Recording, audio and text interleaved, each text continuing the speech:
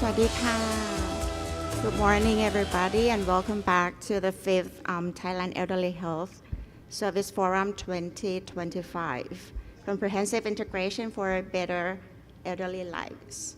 I hope you enjoy the past 2 days of our forum and today is the last day and I hope you will also enjoy the discussion for today. While we are waiting for the participants, may I have your kind cooperation that the video recording is not allowed throughout the session. And actually, this is the last session, but our forum is not finished yet. So after we finish the morning session, we still have the interesting session in the afternoon. You will hear a lot of experience from our national artists sharing their life, their adaptive life after the retirement. And also we do have the lucky draw after that. So be lucky. And also, if you just join us for the first time today, we do have the simultaneous translation service and from English to Thai, and the translation headset is available at the desk in front of this meeting room.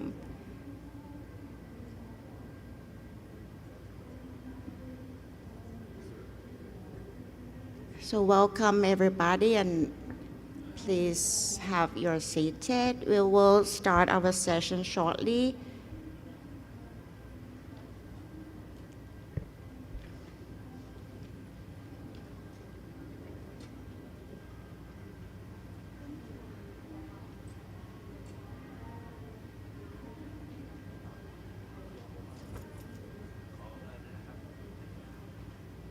So while we are waiting for the participants to join us, this QR code is for your feedback and your recommendations for our forum. So please scan and share your insights and your suggestions. We value all your recommendations and feedback for the forum for the improvement of our forum in the future. Thank you.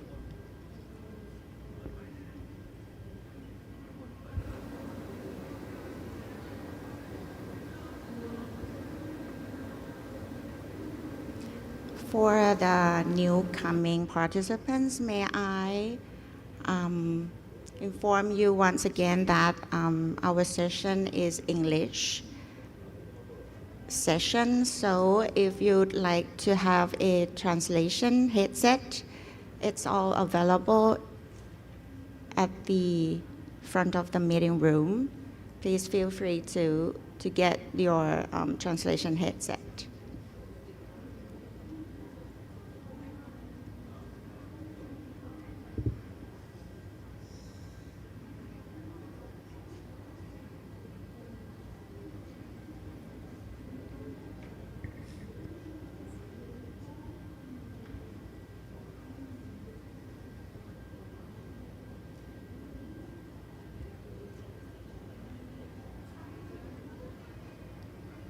I believe most of you already participated in our forum for the last 2 days. So this is not new to you anymore. So please feel free to, during the discussion, you can share your experience or share with our speakers. We are lucky today that we have all the distinguished speakers from very renowned institute and very knowledgeable. So please feel free to share with us.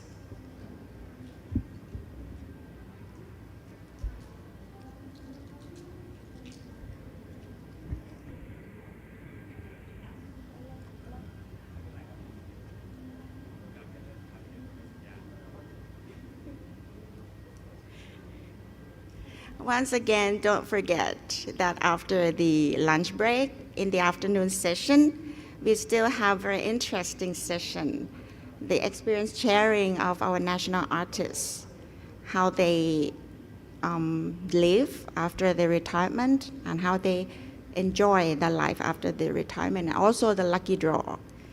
You will be lucky today. I wish. So it is now time. May I start our session? Well, good morning once again and welcome everybody once again to our 5th Thailand Elderly Health Service Forum 2025 under the theme Comprehensive Integration for Better Elderly Lives. This is the last session and we are very lucky to have with us all the knowledgeable speakers and moderators who will be sharing with us under the title of the Age-Friendly City, Environment and Healthcare System, Technology and System for Elderly Protection, such as falling, dementia, and other risks for the older persons. May I now invite Ms. Apin Chapat Kongkert, our expert from Sirinthorn National Medical Rehabilitation Institution of the Department of Medical Services, our moderator today, to take the floor. Please, thank you. Thank you. Good morning, ladies and gentlemen. Let me find my seat. Today is the last day. It's very fast. Yes, but still there are still many interesting sessions. So don't miss, especially this session. Don't miss. Please stay together. This is the longest session of the conference, so it's very special. And we have very special and important speakers today. They come together. It's not easy to bring them together. So please stay together. Okay? First of all, I would like to invite my speaker, my panelists today. Please come to the stage, and later I will introduce you to the audience. Please.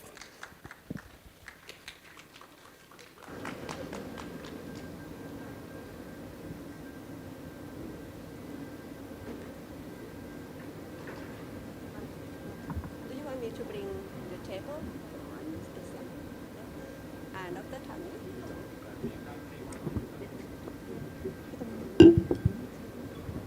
อันนี้อยากได้โต๊ะอีกตัวหนึ่ง Yes please thank you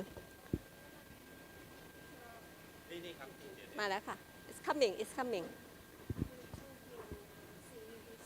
Don't worry we will make it easy and relax this morning we will try to make the discussion lively and enjoy and useful together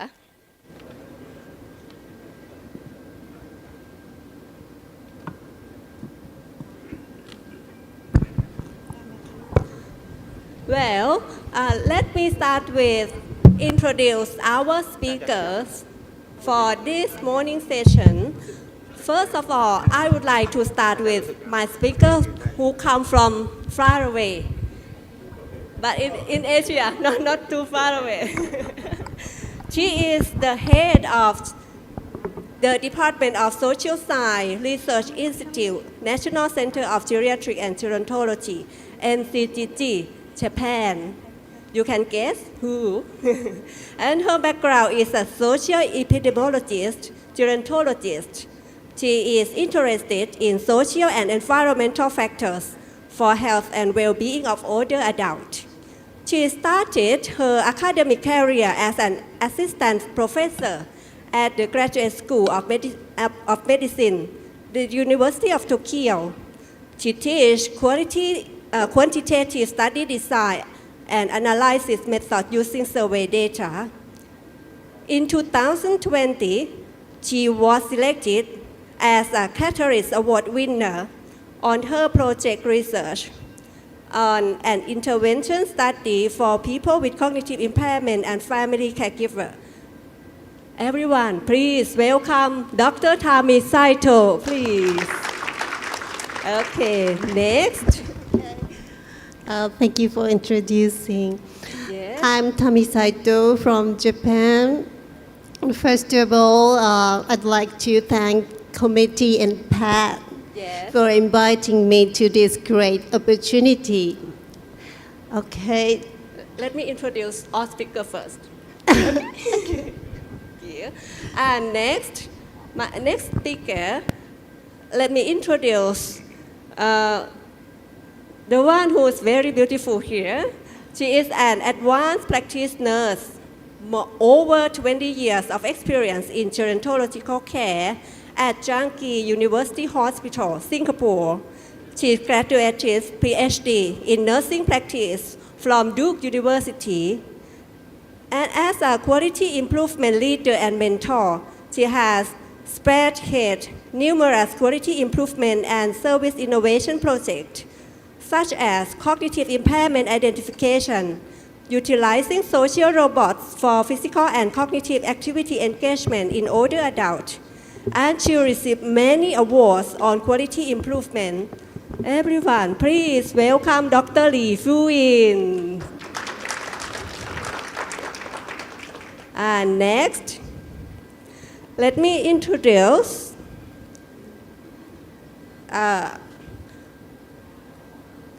she is a lecturer and dean assistant at Faculty of Architecture, Kasetsart University. She is the head of Kasetsart Universal Design. She graduated PhD in architecture from the University of Sheffield, the UK. Her expertise is light and illumination, environmental designs for elderly people who have brain impairment. She wrote many books and publications on home and environmental design for aged people and children with disability. Please welcome Associate Professor Dr. Nuanwan Thuai-Chareun. And the last one, which is only one gentleman, most handsome today. Let me introduce my professor. He is a lecturer at the Department of Home Economics, Faculty of Architecture, Chulalongkorn University. He is the head of the Center of Excellence in Universal Design, Chulalongkorn University, and he is an advisor to the Treasury Department, Rama Thamarak Project Senior Complex. He has been an assistant, chairman, and project director of many projects. He has a lot of experience relating to the elderly and person with disability, such as minimum standards for housing and environment for elderly, development of prototypes of physical environments and facility for the elderly in public facility. He has many research awards on home and environmental design, and he is very well known on universal design in Thailand. Please welcome Associate Professor Trairat Jarutaj. So, you believe me that we have very important speaker today. Please stay and together listen to them and share with them. If you have some question at the last part of our session, we will have Q&A question. Please write down your question and ask them.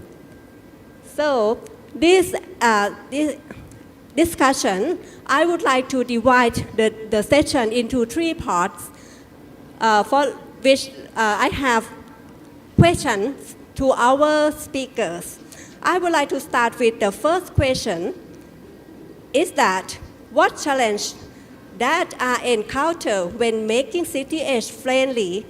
I have 15 minutes for each of you, and when you have 5 minutes left, the signage will show for you the signal, okay?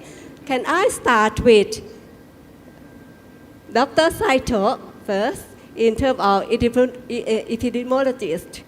Please, Dr. Saito. Thank you. Again, Sawadika, I'm Tami, and today I'm talking about social participation in people with dementia.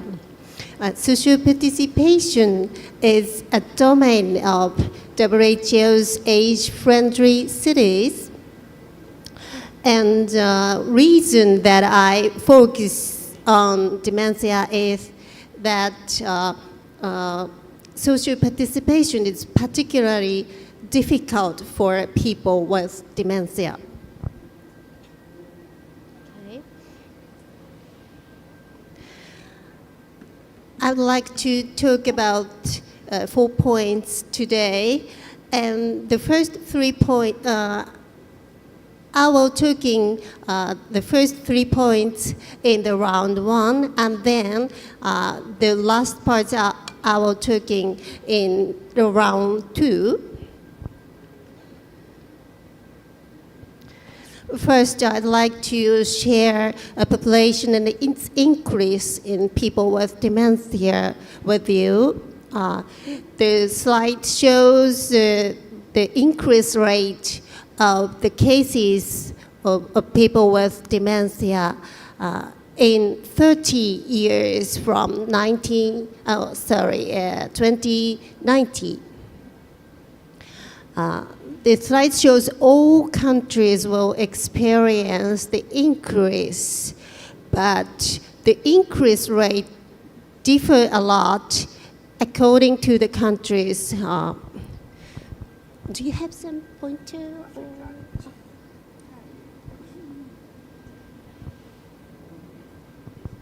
This one, okay, thank you. You can see Japan. The increase rate is between 20% to 40%. But in ASEAN countries, more rapid increase is estimated.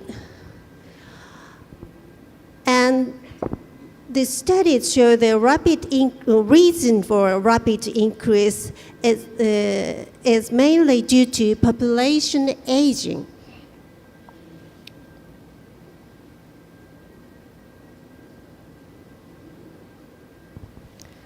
Next, I'd like to talk about super-aged society Japan. The figures shows population pyramid in 2020 and 2040. Japan is a super-aged society, has been super-aged society for a long time already. And the proportion, about 30% of people are aged 65 years or older, and life expectancy exceeds 80 years old. And in 2040, the proportion of aged people is about 35%. In the super-aged society, cognitive impairment is the big issue. And the latest population estimate shows nearly 6 million people of dementia will be observed in 2040, and similar, a bit more number of those with mild cognitive impairment, MCI, is also estimated. I say people with mild cognitive impairment, and this indicates the people with MCI is located between very cognitively healthy people, between healthy people and people with dementia. And we add those people, about 1/3 of all the population will live with any cognitive impairment in 15 years. And I was shocked to know that the cognitive impairment can affect more than 10% of total population. I mean, not among all the adults, but the total population of Japan in 2040. So we have to do something urgently to prepare super-aged societies.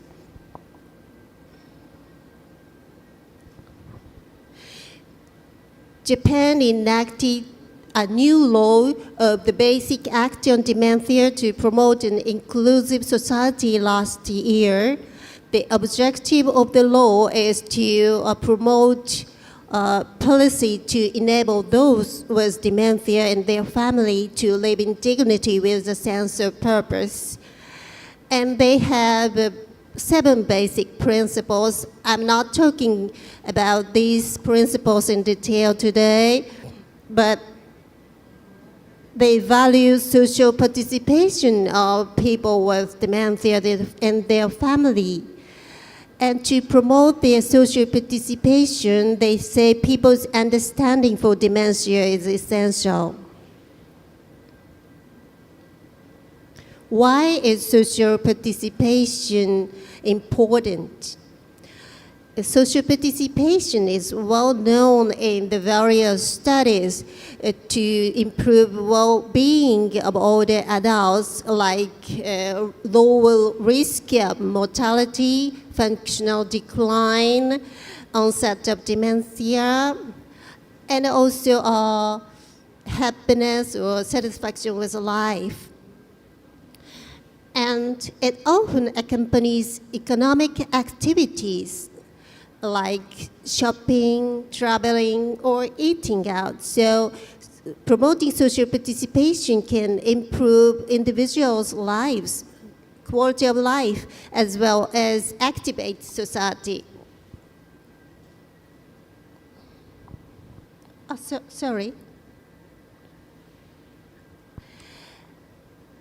And I share with the study findings with you regarding social isolation in people with dementia. The study uses 4-year longitudinal study conducted in the United Kingdom with 3 periods of study. You can see the figure, and the left one is pre-diagnosis period. The tendency of social isolation in people with dementia started before diagnosis. But the level of social isolation became more salient in later periods. The figures show the prevalence of non-isolation. So, sorry about that.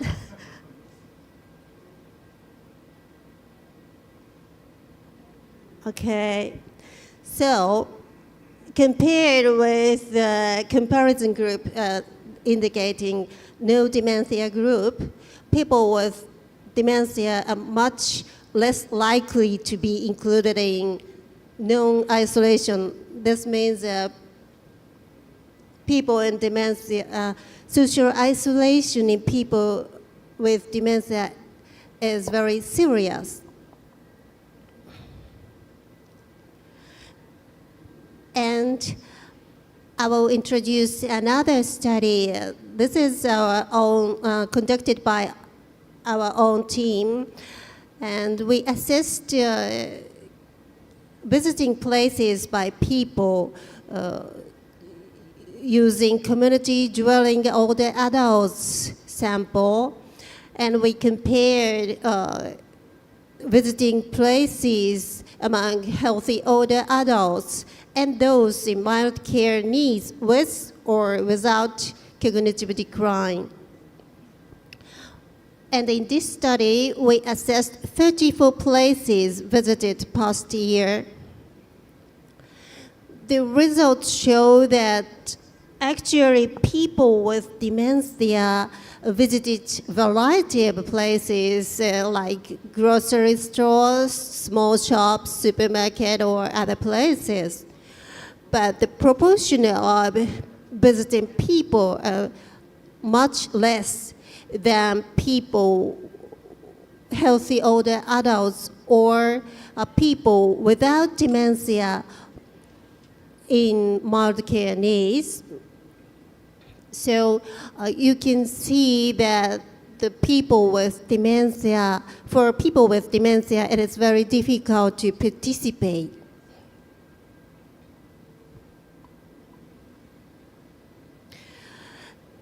And I'd like to share the barriers of social participation in people with dementia.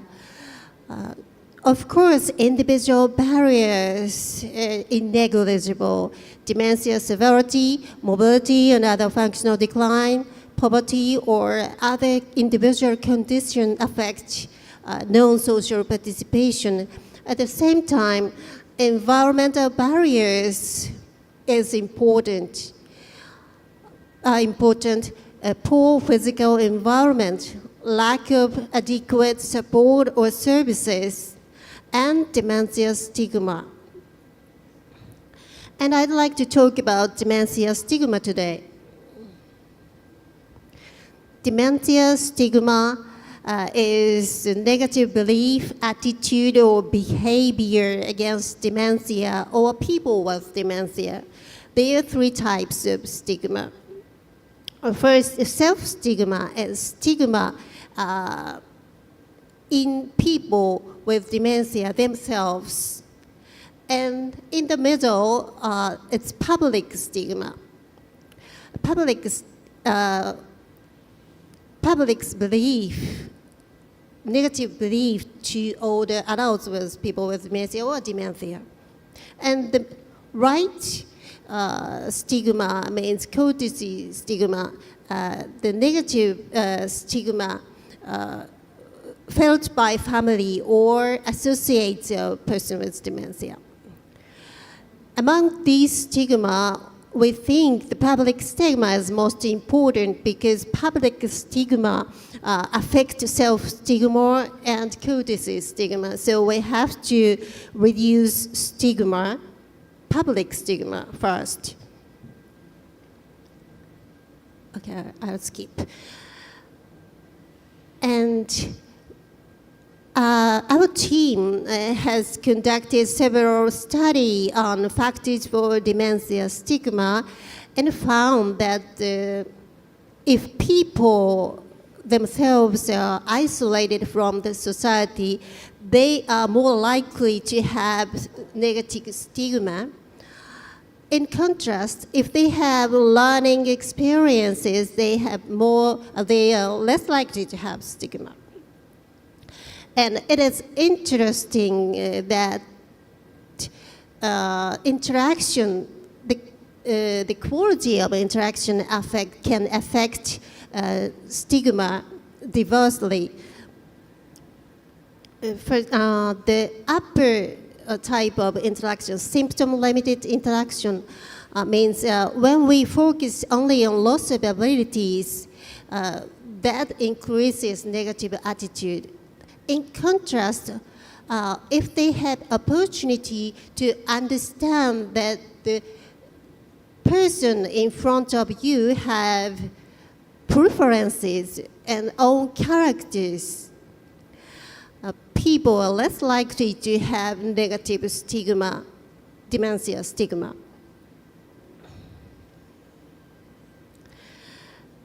And WHO also values the reducing prevention of stigma. And the action plan targets reducing stigma because stigma can cause delay in treatment, refusal of support, and the risk of depression or social isolation.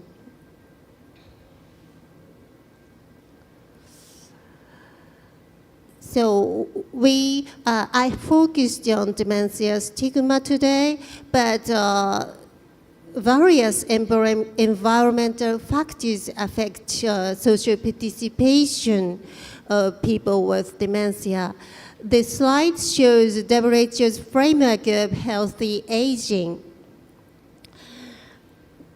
The red line shows interesting capacity level of people, and the blue line shows the functional ability of those people. When our interest capacity, like sensory function or mobility function or other thing, decreased. Sorry.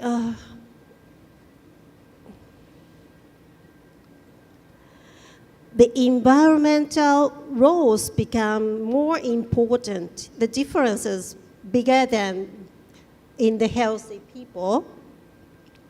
So we have to more focus on environmental factors when we think of those people. So this is my first round. That's all. Thank you. Thank you so much, Dr. Saito. Please give her a big round of applause. Very interesting to draw our attention with the number, which very shocked actually. In the next 15 years, Japan will have like 10% of total population who have cognitive impairment. Very shocked actually. And Japan's very fast to develop the act on dementia. And Dr. Saito also mentioned about social participation in people with dementia, which is the big problem, the big challenge that he wants to mention today, including dementia stigma and environmental factors. Thank you so much, Dr. Saito. Next, we move on to hear from Singapore side in field of healthcare sector as well. Please, Dr. Fu Yin. Thank you. Thank you, Pat, for the kind introduction. And thank you for the organizing committee for the invitation. So good morning, Sawadika, ladies and gentlemen, colleagues and friends. Today, I'm going to talk about age-friendly health system. Of course, I will also touch about how the age-friendly health system in relation to age-friendly community stroke cities. So that I'm looking at from a Singapore perspective as a healthcare professionals. So this is my outline for today. So I will talk about the overview of aging population globally and from Singapore context, as well as highlighting some of the challenges in health services in view of the aging population. In round one, I will also give a brief introduction about age-friendly health systems, as well as the relationship to age-friendly health city, as well as community.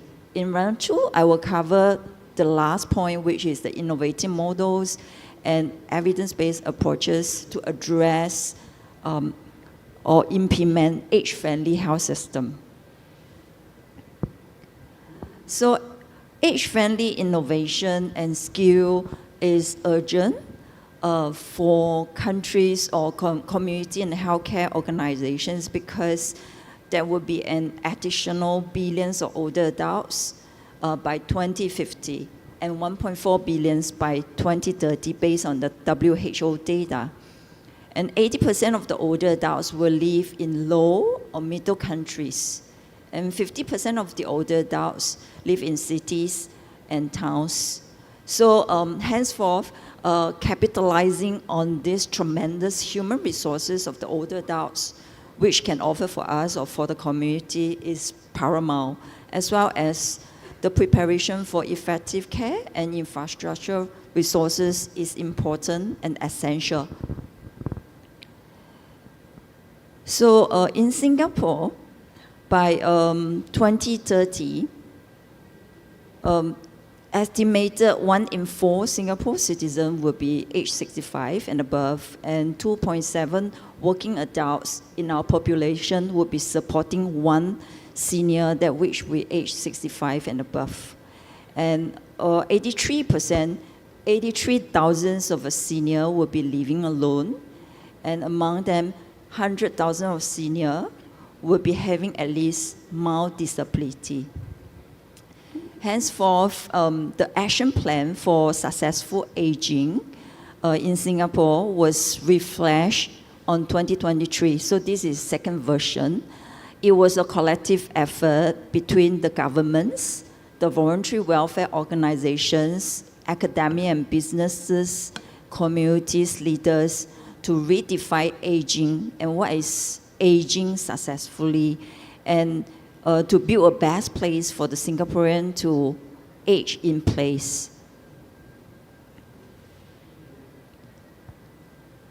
So as of 2023, the life expectancy at birth in Singapore was 83 years old. For male is about 80.7 years, and female is about 85.2 years, a bit slower than Japan. But however, I would like to compare these two figures to show the gap increases between the life expectancy and healthy life expectancy at birth and at 60, which also signifies that we are living longer, but not yet healthier. So there's much need to be addressed. So aging is the biggest social transformation in Singapore for this generation, and the country looks set to attain the status of super age in 2026. So which means at least 21% of the Singapore's population will be aged 65 and above by 2026. So the question to ask is, are we ready to tackle this aging issue? So given this difficulty or the rapid changing circumstances, are there any mechanism in places that will allow for the creation of clinical paradigm shift for the healthcare professional to promote healthy aging? And thankfully, the answer is yes, and it was published in the Straits Times in the Singapore local papers. Right. So I'm going to spend some time to talk about the challenges in health services with the aging populations. So while we strive to create an age-friendly environment, there are several challenges need to be addressed. Even though there are 6 challenges that I list down, but I believe there is more than that this list is not exhaustive. So the demographic shift actually compels the healthcare entity to rethink their services delivery model. And this will play a very crucial role in addressing the complex healthcare needs of the older adults. And the challenges faced of the healthcare system for our aging population are significant and is multifactorial, multifaceted. Chronic diseases can be in cluster and require coordinated management strategy that can offer exist the capacity of the traditional healthcare model. So secondly is the increasing demands on the healthcare system necessitate a specialized approach of care. So with the practitioner required to adapt their scope of practice to ensure holistic care. Additionally, healthcare access barriers which can be due to geographic constraint for financial limitation remain major obstacle, and this lead to inequitable health outcomes. Moreover, social isolation and mental health are very alarming and common in this demographic, especially the aging population, yet they are often go unaddressed. So demanding that the nursing professional or either the health professionals developing a special competency in geriatric mental health care. So there's also a pressing need to address this high cost of healthcare services which affect the older adult. So lastly, I would like to bring your attention to the technological challenges by addressing the digital device among the older adult, ensuring they have access to technology and have the digital literacy to any initiative that being implemented in the community or even in the care services that we come across. So by considering the age-friendly technology, developing technology that is accessible, user-friendly for them, and as well as relevant to the older adults' need in consideration of age-related changes.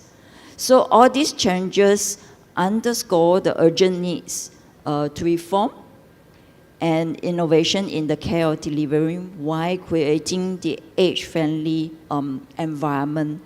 But last but not least, I would like to also bring your attention or emphasize on the challenges that we have if it is not adequately being addressed, and not being able to adequately mobilize the health and social care in the community, and this may result in a delay in hospital discharges. And even once they are discharged home, it could also result in hospital readmission, and it will cause a vicious cycles. And age-friendly environment creation is the way to address these challenges, which require collaborative effort from policymakers, stakeholders, and the community. So in the paper by Ennis et al., she actually proposed a framework of creating an age-friendly public health system, but very heartening that it recognized the all-in and national responses is needed to embrace the health and well-being of the growing older adult population. So this innovative framework of age-friendly public health system is on the right, which outlining the role that public health system and the health system that could be in the acute hospital, and as well as the community and the city that they have in creating the age-friendly environment. And this is considerably aligned between the age-friendly community or the domain that WHO was proposing, as well as the social determinants of health, so which are the core to the work of the public health in that sense, and it complements the associated policy. In Singapore, that which we have age well, healthy SG, those policies that which is complemented, and also necessitate the infrastructure changes that support the age well. So developing an age-friendly city and community is proven way to create an age-friendly environment. And the figure on your left highlights that the 8 domains that is important to the success of key services and enable people to be able to do what they value through action across the care continuums, which are the 8 domains including housing, social participation, respect and social inclusion, civil participation and employment, communication information, and so on and so forth. However, these age-friendly environments benefit all community members by removing the physical and social barriers and fostering inclusiveness. That is what they are looking out for by setting out this guide. So, age-friendly environment therefore not only benefit the older people, it also improves the accessibility, address the gender inequality, and helps to build the resilience of community in terms of emergency.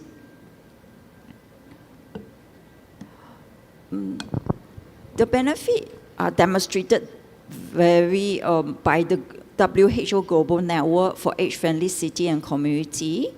And if you would like to learn more about the global network, you can scan the QR code to have access to it.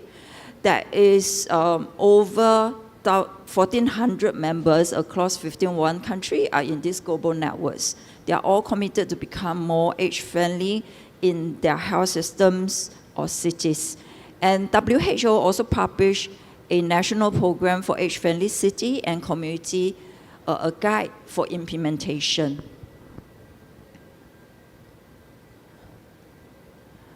And this is also one of the action areas of the United Nations Decade of Healthy Aging that they crafted between 2021 to 2030. But in 2030, the decade is aligned with the agenda that for sustainable development and a commitment by all member states to improve the life of current and future generation of older adults in creating the age-friendly environments. So a good way to start the detangling this is to better understand the environment, which is do not refer only to the physical environment. So I would like to define the environment that we're talking about right now. It's not just the physical environment, but rather is all the factors in the extrinsic world that forms the context of the individual's life. They can be housing, they can be the assistive technologies, transportation or social facilities, as well as the environment also include or span through hospital to home to community or even to the broader society. So with this environment are a range of factors including the built environment, the people and the relationship that live in that environment, and the attitude and values, health and social policy that will affect how our environment would deliver the care, and the system that support them, and the services that they implemented.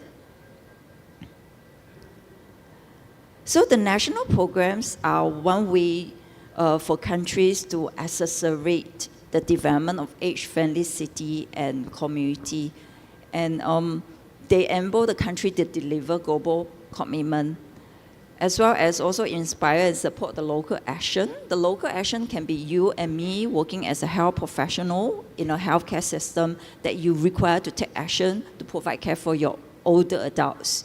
So this also ensure more people can age and health in places. Okay, that would be the last slide of my round one presentation. And in order to set the stage for the subsequent presentation, which is to run through, talk about the best practices. So I would like to do a brief introduction about the age-friendly health system.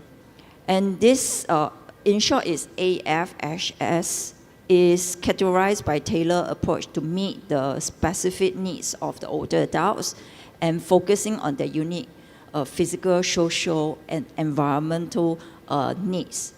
So by recognizing the needs, they are looking at 4 important domains.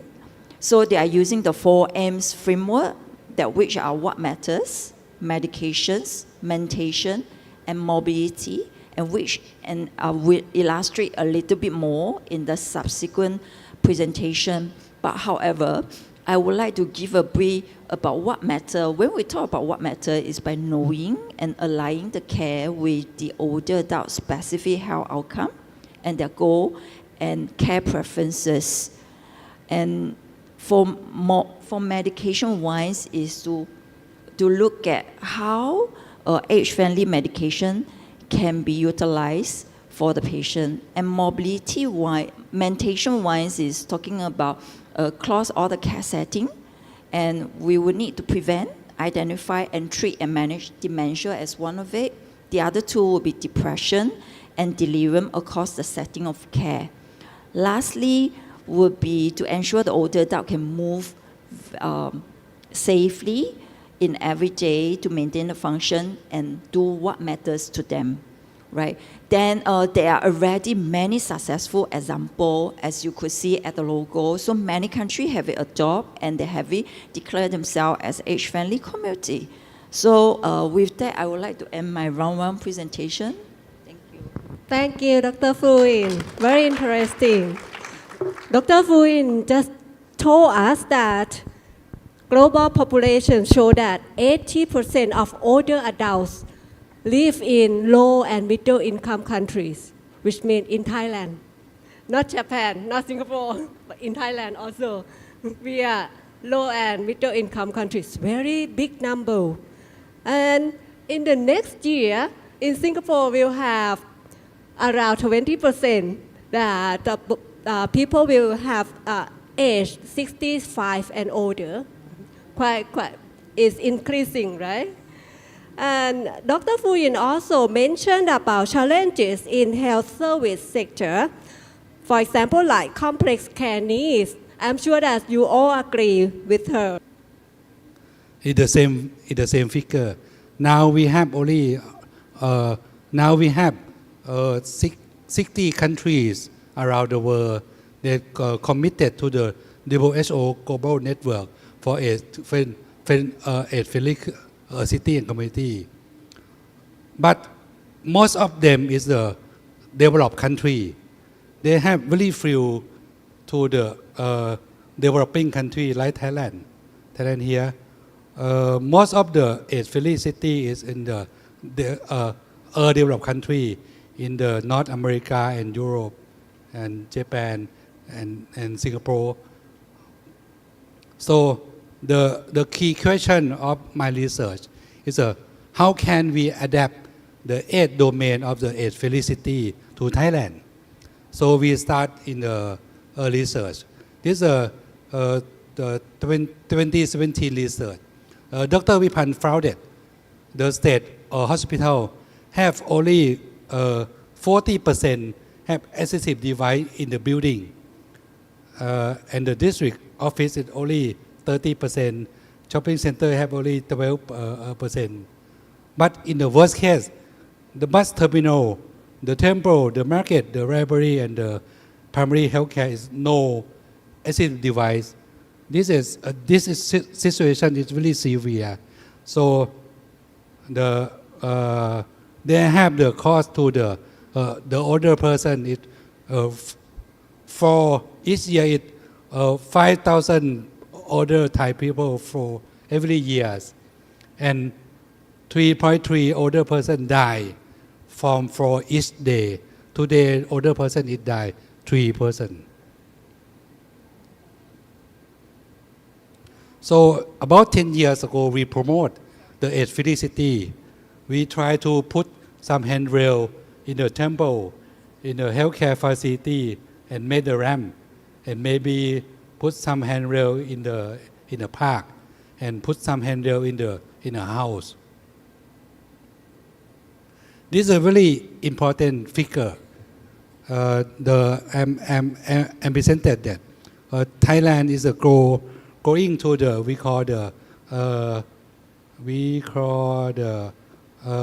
completely age society in this year, but in Thailand we count the 60 years old. Yes, and we estimate that in 2040 we will have the older person about 33%. In Singapore at 32%. But the figure is a GDP per capita. It's very important figure because today the GDP per capita in Thailand only $7,000. Compared with the Singapore, $88,000 is about 13 times more than Thai people.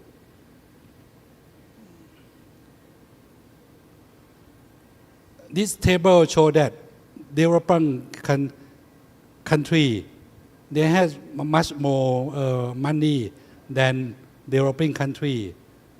This Thailand, and the Thai people is about 80% in the lower middle class. So the challenging, the number one is economy, and we call socio economy, because Thai people is we have very little money, and they no saving above 45%. They saving only 54%, but they saving only $1,500, and 1,000 to 3,000 included about 60%. So older people in Thailand is very poor. When we call Thailand has a Thai smile. It have some problem behind the smile from Thai older person. We call the four problem for Thai people. The economic aspect we call old before rich. The health is sick before death, and society living alone, and environment is unsafe for and for. Okay, this is the first section. Thank you so much, Professor Trairat.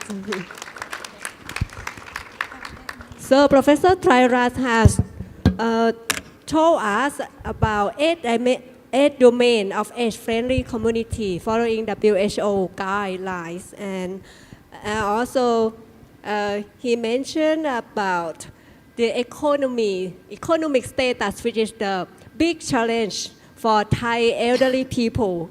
And less people, especially elder people, have saving money, so which is will follow by the other factor as well. And later we will hear from him more. And now we move on to hear from Professor Nguyen Wan on the challenges from your point of view. Please, Professor. Thank you. Okay, this is the first issue to answer, right? What challenge that I encounter when making city age-friendly? I'm Professor. I'm Associate Doctor Nguyen Wan Thucharan from Kasetsart University, and I'm an architect. So it's architecture perspective. Okay.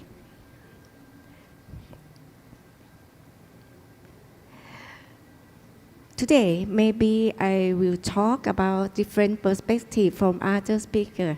And if it is challenge, I think the challenge to make the city to be age-friendly is how you design the house suitable for people with depression. As you know, right now, depression symptom is dramatically increased, and in Thailand, it's a serious, very serious problem in children and in the middle age, and as well as in the aging population. But you know, right now, because I have done in terms of depression research for many years, I try to come up and gathering information from around the world, how to design the house or environment for depression people. But there is a little study, little research, little knowledge. So this is a challenge to be a friendly city. Okay, so let me talk about designing housing for people with depression and what is the main factor. From gathering the information, there are two topics to be talked about.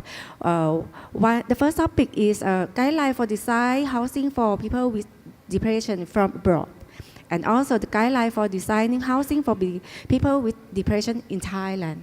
Okay, what is a depression? As you may know, right? That is something that happens in your brain. 3 types of neurotransmitter is fluctuation and quite change.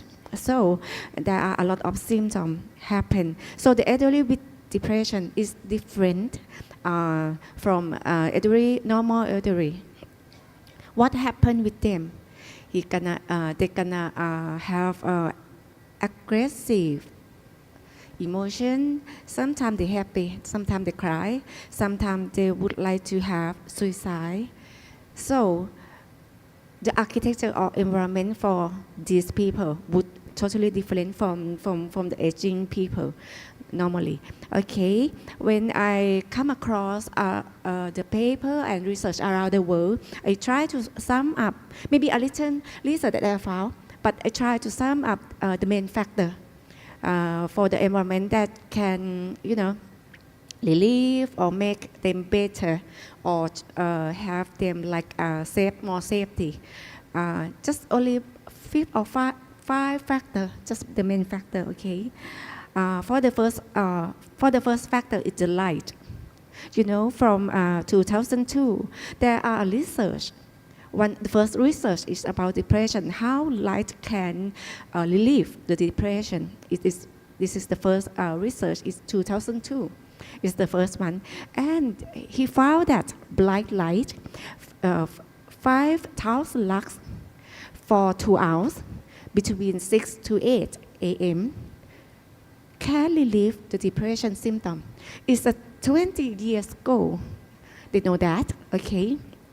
And there are a lot of, there are continuous research and study about light to relieve the depression. And also there are several studies found that exposure to natural light during 9 to 10 a.m. reduce the depression as well.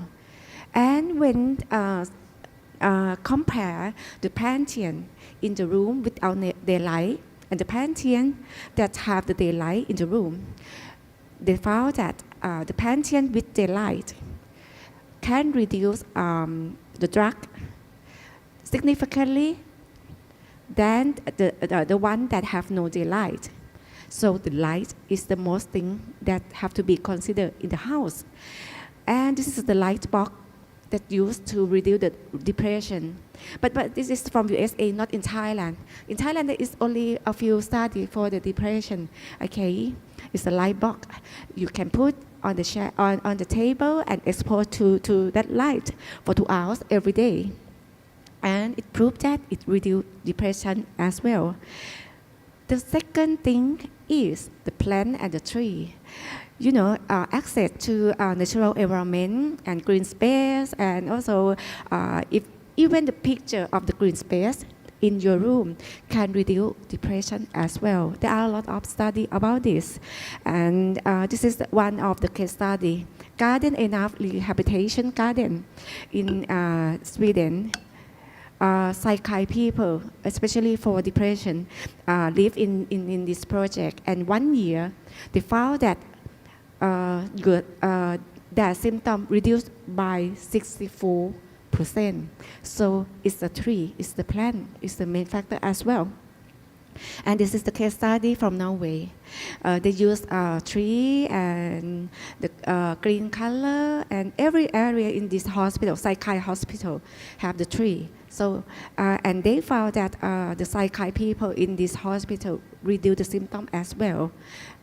And maybe in Denmark, it's a psychiatric hospital as well. They put the building down to the land and try to have a tree every area in the hospital. Okay. The third factor is the effect of color. You know, normally depression people want to live alone in their room, just alone. And they like dark area and like something that quite dark and black color. Okay, but it's not good for them. It's not good for them. It's gonna initiate their symptom. They're gonna depress, they're gonna think about bad things. And the color that you should not use for the depression people is red. The one thing is red because it's gonna stimulate their symptom and their emotion. Okay, and the other thing is the black one. Okay, what color that should use is the green one. Okay, the green, the pale green, the blue one. There are a lot of research say about this.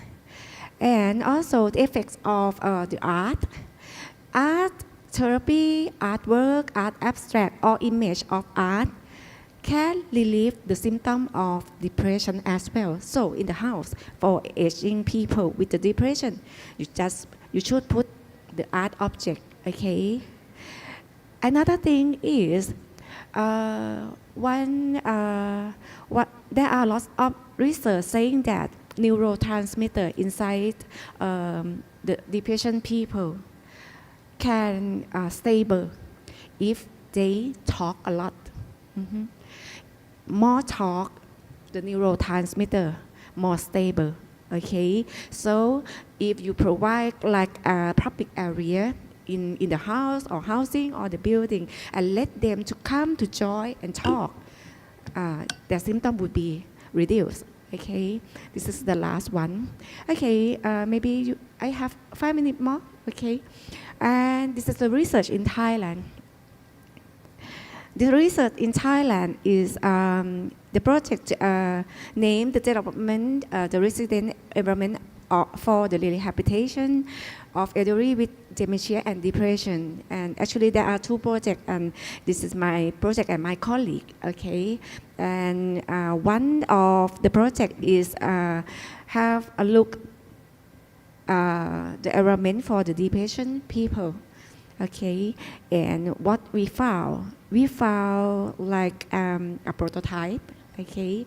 What should be for the house, for the depression people, for the bedroom. One thing that you have to consider, the first thing is the safety. it's a safety because we don't know what would happen inside the bedroom, what will happen inside the house. So the safety is the first thing that you have to consider. And also, the second thing is you have to make them feel relaxed and have the most self-worth, because depression people would, feel that they're lonely, they have no people, they're depressed. So this is two things that you have to consider. So in the house of depression people, first thing, no corner, nothing that dangerous, nothing that they would let them to suicide, nothing. Okay, green space, green color, no corner, have a window that people outside can look what they do in the bedroom, in the toilet. No glass, okay? Glass would make them confused, and then they're gonna hit the glass. Sometimes they hit the glass because they don't know, they can't remember who are they.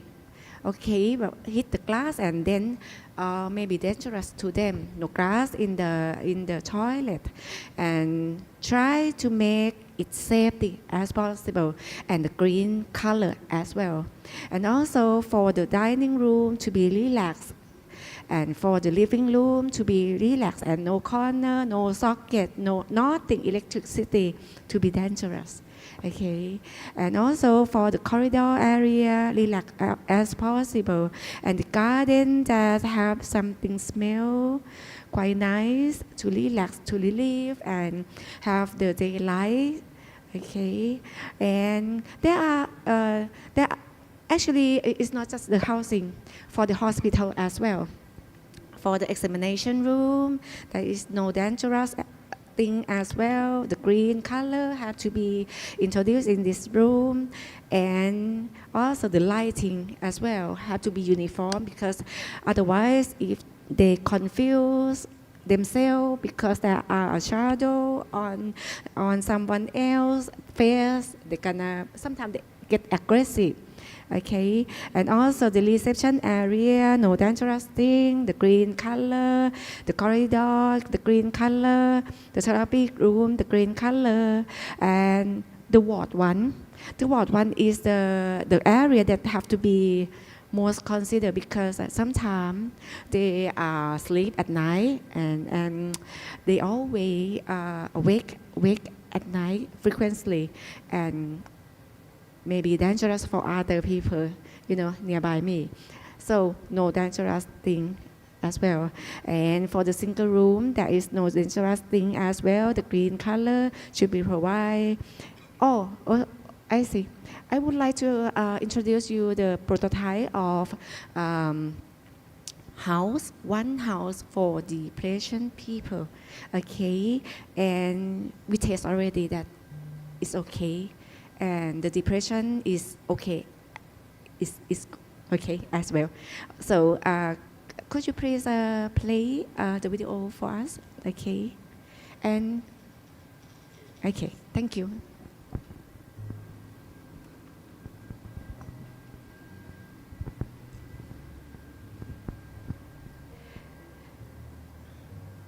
The main concept of this house is to be safety, and try to make the people inside relax as possible and have the value of their life. And all the green, all the house is green. But try to put a tree and plant as much as possible. And when this is the real house in Lampang province, Thailand. And this is we make in the real people.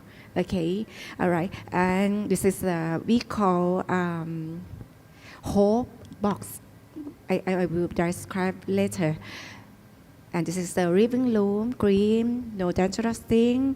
Even on the ceiling, there is no electricity that can dangerous. Okay, sometimes they let the wiring to make them dangerous. And in the bedroom, no dangerous thing, no mirror, no glass.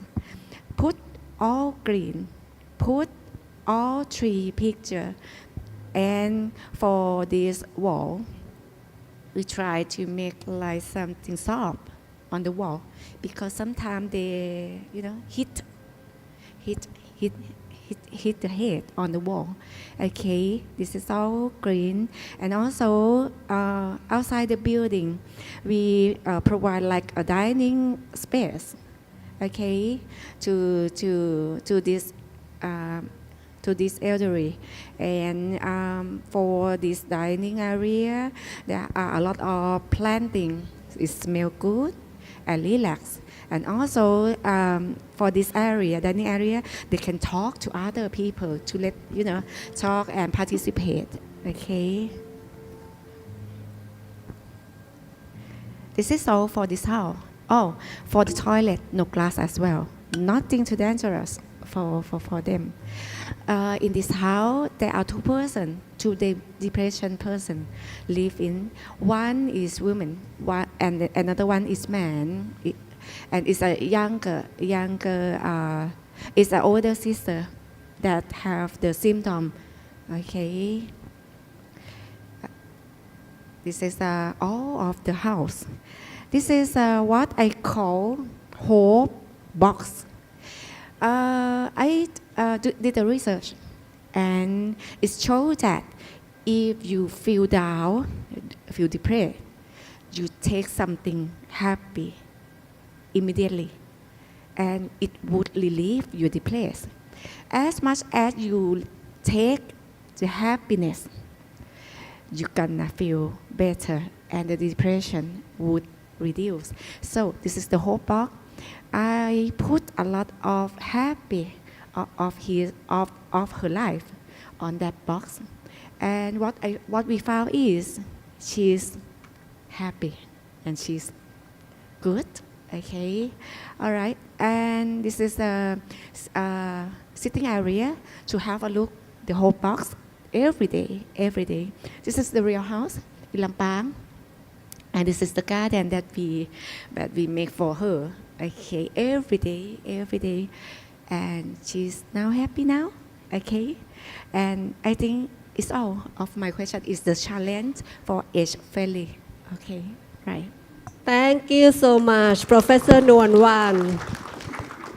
When we talk about elderly people, we often hear about dementia, cognitive impairment, falling, right? The big challenge.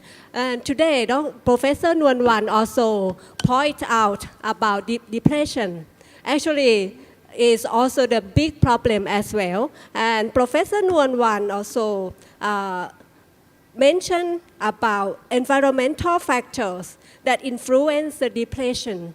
And she mentioned about the light, the bright light at 6 to 8 a.m. in the morning is good to reduce depression. So I think everyone also can use that concept as well in the morning, just 6 to 8 to wake our up, go to work. And plant also one other thing for reduce depression. And the color, please focus more on red and green, not black, not dark color. Mm-hmm.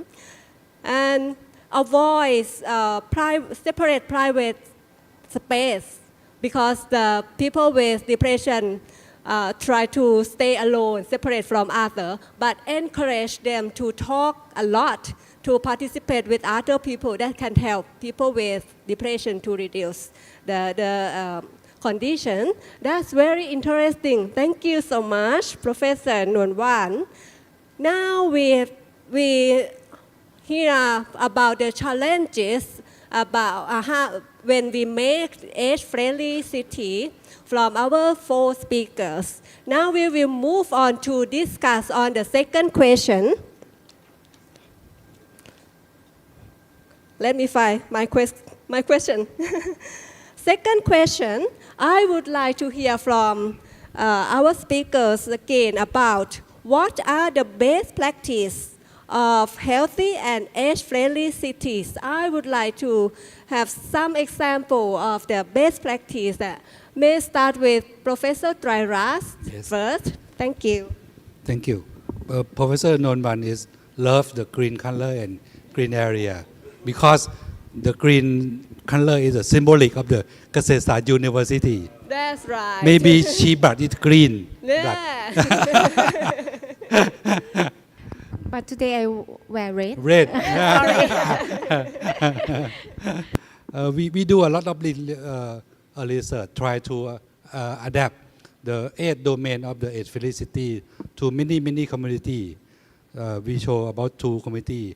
The first one is the low income community in Bangkok. The area in the center of Bangkok, we call the Wang Thong Lang district. The Wang Thong Lang is we call the slum upgrading project. All of them is about 1,000 people living this community. All of them before is living in the slum area and remove them to this area. The project is quite good because the project is have the slum upgrading to improve the environment. So they have the big road and the green area, but the green area is for the children. So we try to improve the green area for the older person. We found that the other piece of the land near along the canal is a vacant land. This area in the past, this area made for the kids, and we had a meeting. How can we improve this vacant area? This is before renovation, and we put some handrail for the wood pavilion. After we meeting the committee, we found that the low income community, they concerned about the economic aspect more than the health. So we try to put some, we call the community vegetable garden instead of the exercise the area. Yes, and to put some participation from the community. When we saw the community participation, we found it. If you want to improve the environment of the community, not only the older person, we must invite the intergeneration community member together to cleaning the area and get some information. The vegetable garden concept come from the community because they want to like the food safety of the community. All of the vegetable is come from the community. What they want to cook. Yes. The second one is we convince the committee to make some participation. We found that they have the we call the villages a technician. There is we call in Thai language we call ช่างชุมชน ช่างชุมชน like the committee committee technician. Yeah. So they can apply the stainless steel handrail to use the steel pipe and maybe we call the bamboo handrail, and then they invent the toilet necklace. It made from other steel. It really helpful for the older person. So the key success next is we use the appropriate technology for the community. After the research, we have the manual to promoting the vegetable garden in the community.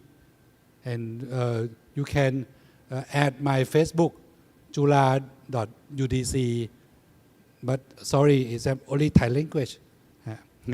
And Membu handrail, this is very popular manual to encourage the other committee to promote this we call the appropriate technology. The second committee is a middle income in the northern of Bangkok. This is Bangkok. Most of the worker in Bangkok is come from the we call the Pathum Thani province and the Namburi province. This area we call Bung Yi Tho. Bung Yi Tho area is unfortunately because they have the highway to separate the community in north and the south, and the area conclude have a lot of we call the housing estate for the middle income. Yes, and we try to make some develop. We call the day center of the older person. We found that they have the we call the sport club of the housing estate in the community, and we speak with the community and the local government to put some budget to improve the sport club, have a ramp, many ramp and a handrail in the toilet. So we have 4 we call day center around the community. So we found that when we adopt 8 domain of the 8 felicity in Thailand, the first thing we must concern is a socio-economic. Is a low income, maybe they concern about the economic and health, and for the middle income they concern about the social connection. The man is a mayor of the local government, and the mayor set up the very important organization in the area. They call the bedside caring and loving. It's the foundation of this area to help the people with the poor. And we try to make some evaluation of the 8 felicity of the WHO. This area they have very good aspect to improve the 8 felicity. And last 3 years, when the local government have the budget, and they try to make we call the Bing Yi Tho medical center. It's really small medical center near their homes, and we have another building near the medical center. We call the recreation and rehabilitation center for the elderly. It's a new one. Before 5 years, we improved the sport center in the housing estate, and today we have they have the new center.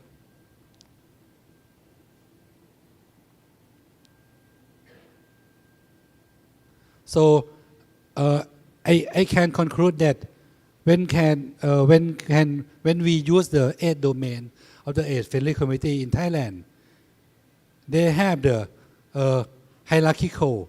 We must start the first step with the social participation and give the information to the community, and the respect, so social inclusion, and help them to the health services and employment.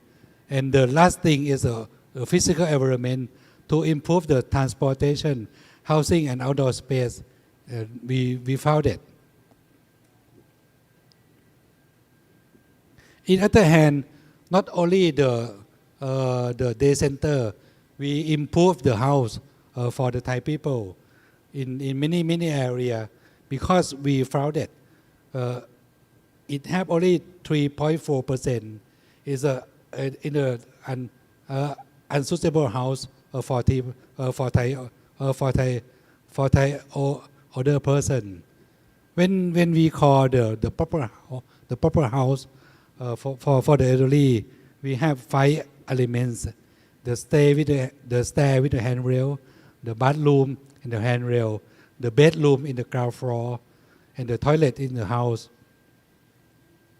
And we try to improve the house. Total budget of the improve the house, they use only 40,000 baht per house. It's really good policy. For example, we put some handrail and some seat and some backrest.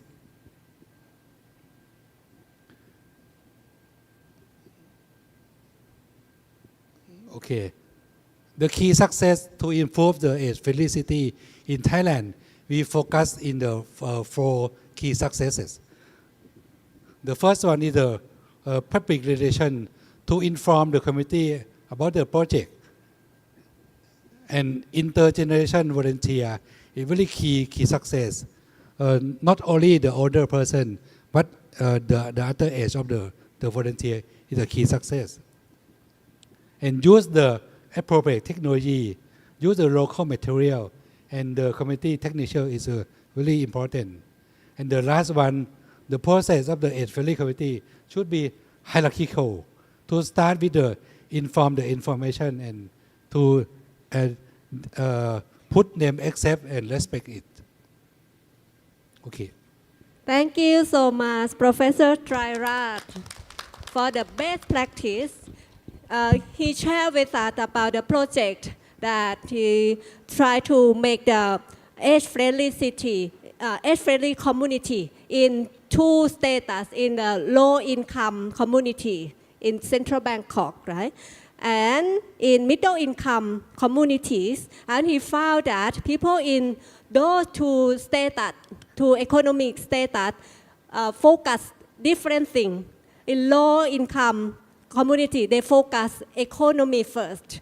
So the team have provide them like gardening. They can bring the vegetable to cook. That can bring them to participate in the project longer. And they have the local community technician to modify assistive devices like the bamboo handrail. That's very, very good.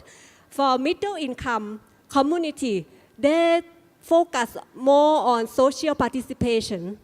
They have like sport club. They join sport club. They join facility for healthcare services in the community, which quite a little bit different aspect.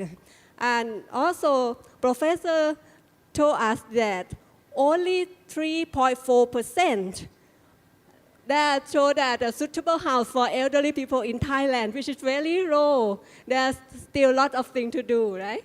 But it's very good policy in Thailand that we have support budget for home modification around 40,000 baht per house from the Ministry of Social Security, right?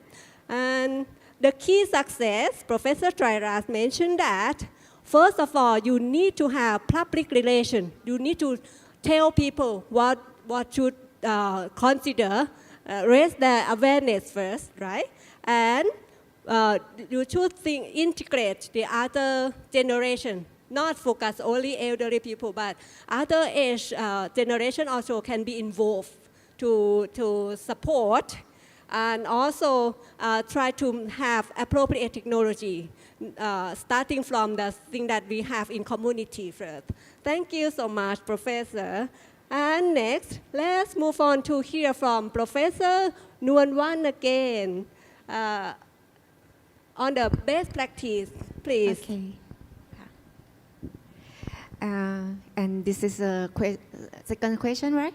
Okay. What are the best practice of healthy and aging city?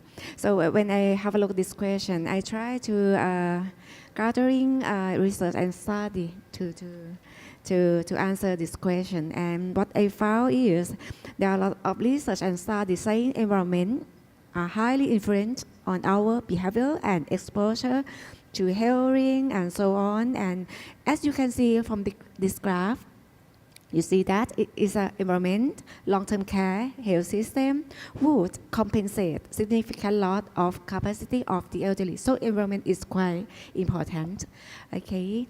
And this is a domain that every speaker talk about from the WHO. And because I'm an architect, I will focus on only housing and outdoor space and building, which is two factor from 8 domain. Okay, and this is the one of key book to say about a friendly environment. Okay, and what I gonna say about what is the best practice and what is the key factor in terms of architecture. Okay, the first thing is accessibility of the physical environment is the first thing that you have to consider, and it is consists of neighborhood walkability, and also accessibility of public space and building. Every elderly can go anywhere, public building, and so on. Okay, and also accessibility of public transportation vehicle. And also the accessibility of public transportation stops.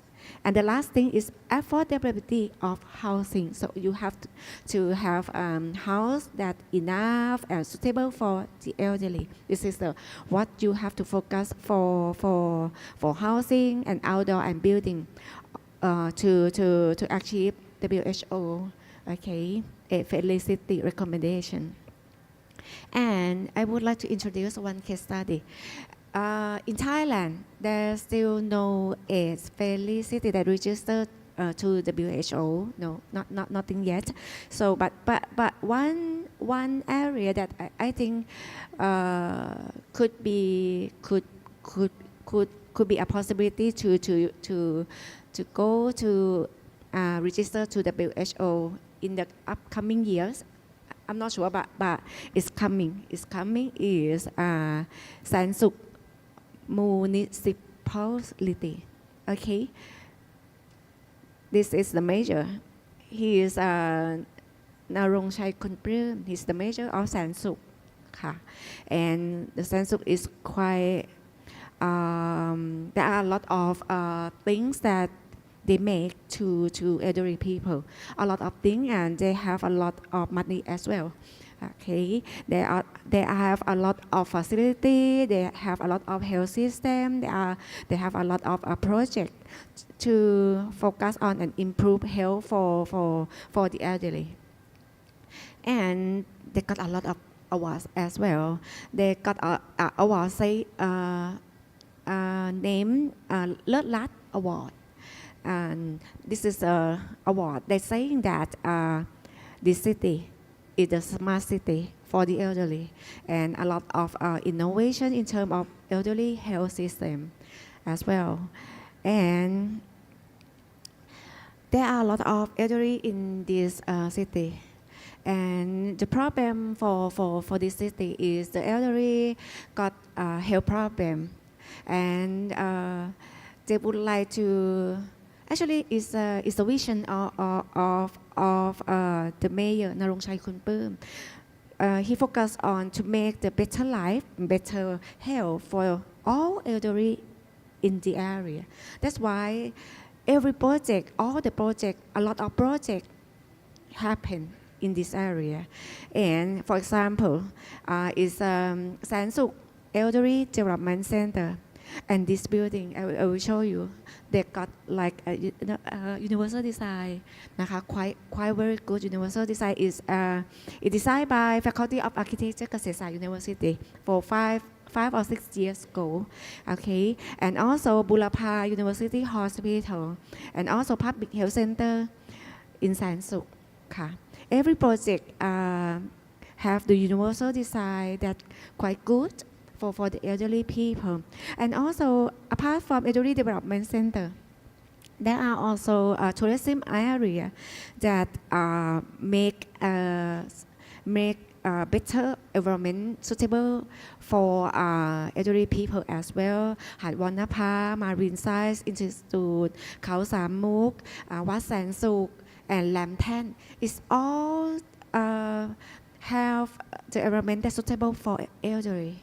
You come to Chonburi นะคะ you would have a look the best case in Thailand ค่ะ okay and also they have a lot of projects and have MOU and collaboration to the Japan as well and JICA come to help them to have activity in to help the better health for all elderly in Sansuk ค่ะ and I would like to introduce one of our cooperation between I call can I call Kasesa Universal Design Center. Actually, Kasesa Universal Design Center is one of Universal Design Center from Tawel in Thailand and is respond to Professor Trailat นะคะ Jula is the head and Kaset is the one branch, okay?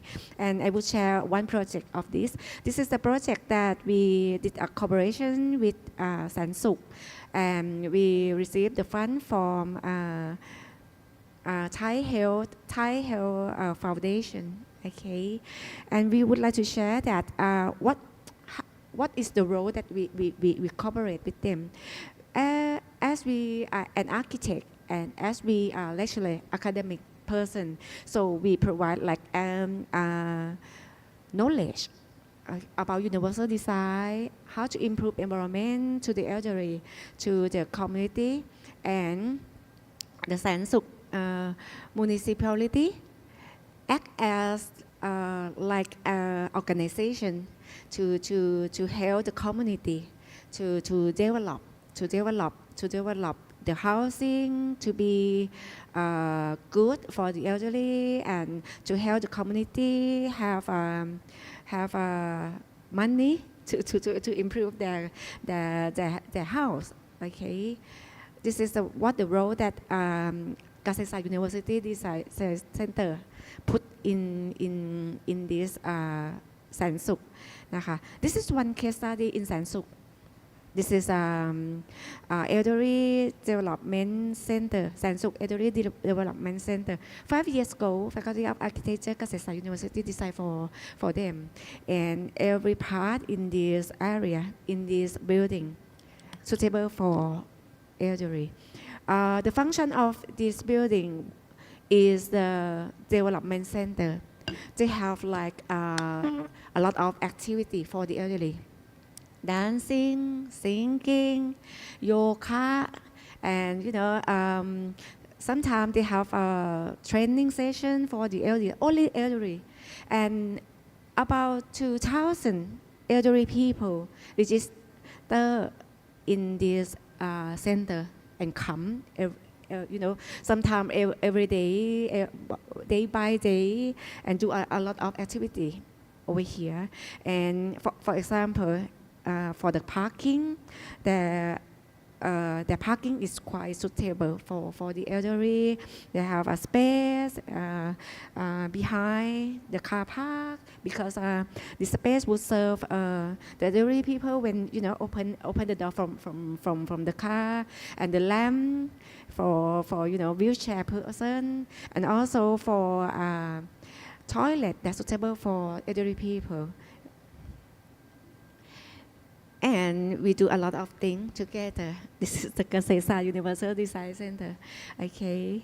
And this is sometimes we come to give the training session about universal design for them. And this is the body of our cooperation. We have some members from the Sansuk, from community. In Sansuk, there are 25 community. So we have one head of the community to be a member, and the member of Kasesa University as well.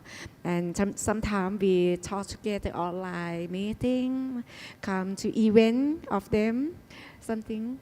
Okay, we quite close together for 2 or 3 years ago, and we do a collaboration. We design 5 housing for the elderly. We give the recommend, and it's already improved with the budget from Sansuk, and we give the recommendation to the housing. We give the recommendation for the public building. We also put we call memory box. It's a box for dementia people to make dementia people to have a better memory. Okay, for 3 or 5 home, and then did the survey, and we do training. Actually, maybe almost every month for them. Okay, this is all the activity that we have done for 2 to 3 years with them. Good experience, and would like to share about the area that going. Maybe one day they coming to the friendly city registered by WHO. This is the house that we give the recommendation, and they develop and improve already the toilet, and also the toilet and the waiting area. The toilet, waiting area, the lamp, and the toilet and waiting area. This house is for depression people as well. We give the design and recommendation for them, and it's all finished already. And all of this, the real person living right now. And also we give the consultant of the design service the house. And also the public building for 2-3 area, and Sansuk building, Sansuk municipality building, the main building of them. We also recommendation for universal design as well. Give the training session. That's all. Thank you. Thank you so much, Professor Nuanwan. So you show us about accessibility of physical environment with the example of Sansuk city, right? I think working with Sansuk is very, very important. Yes, very nice, and warm welcome, and I think the key success to working with them is Yeah, I they think are nice. Yeah. They are nice, and we love each other. We love Yes, local government very strong. And Yeah. Sansuk just next to Pattaya. You can go there. Yeah. Very nice beach. Nice beach, very beautiful sea, a lot of seafood, okay, and a lot of elderly as well. Okay. Yes. And very good example that Sansuk has developed elderly center that 2,000 elderly can participate that day activity, and there are many activity that they can join. Yes, that's very, very good example. Thank you so much, Professor.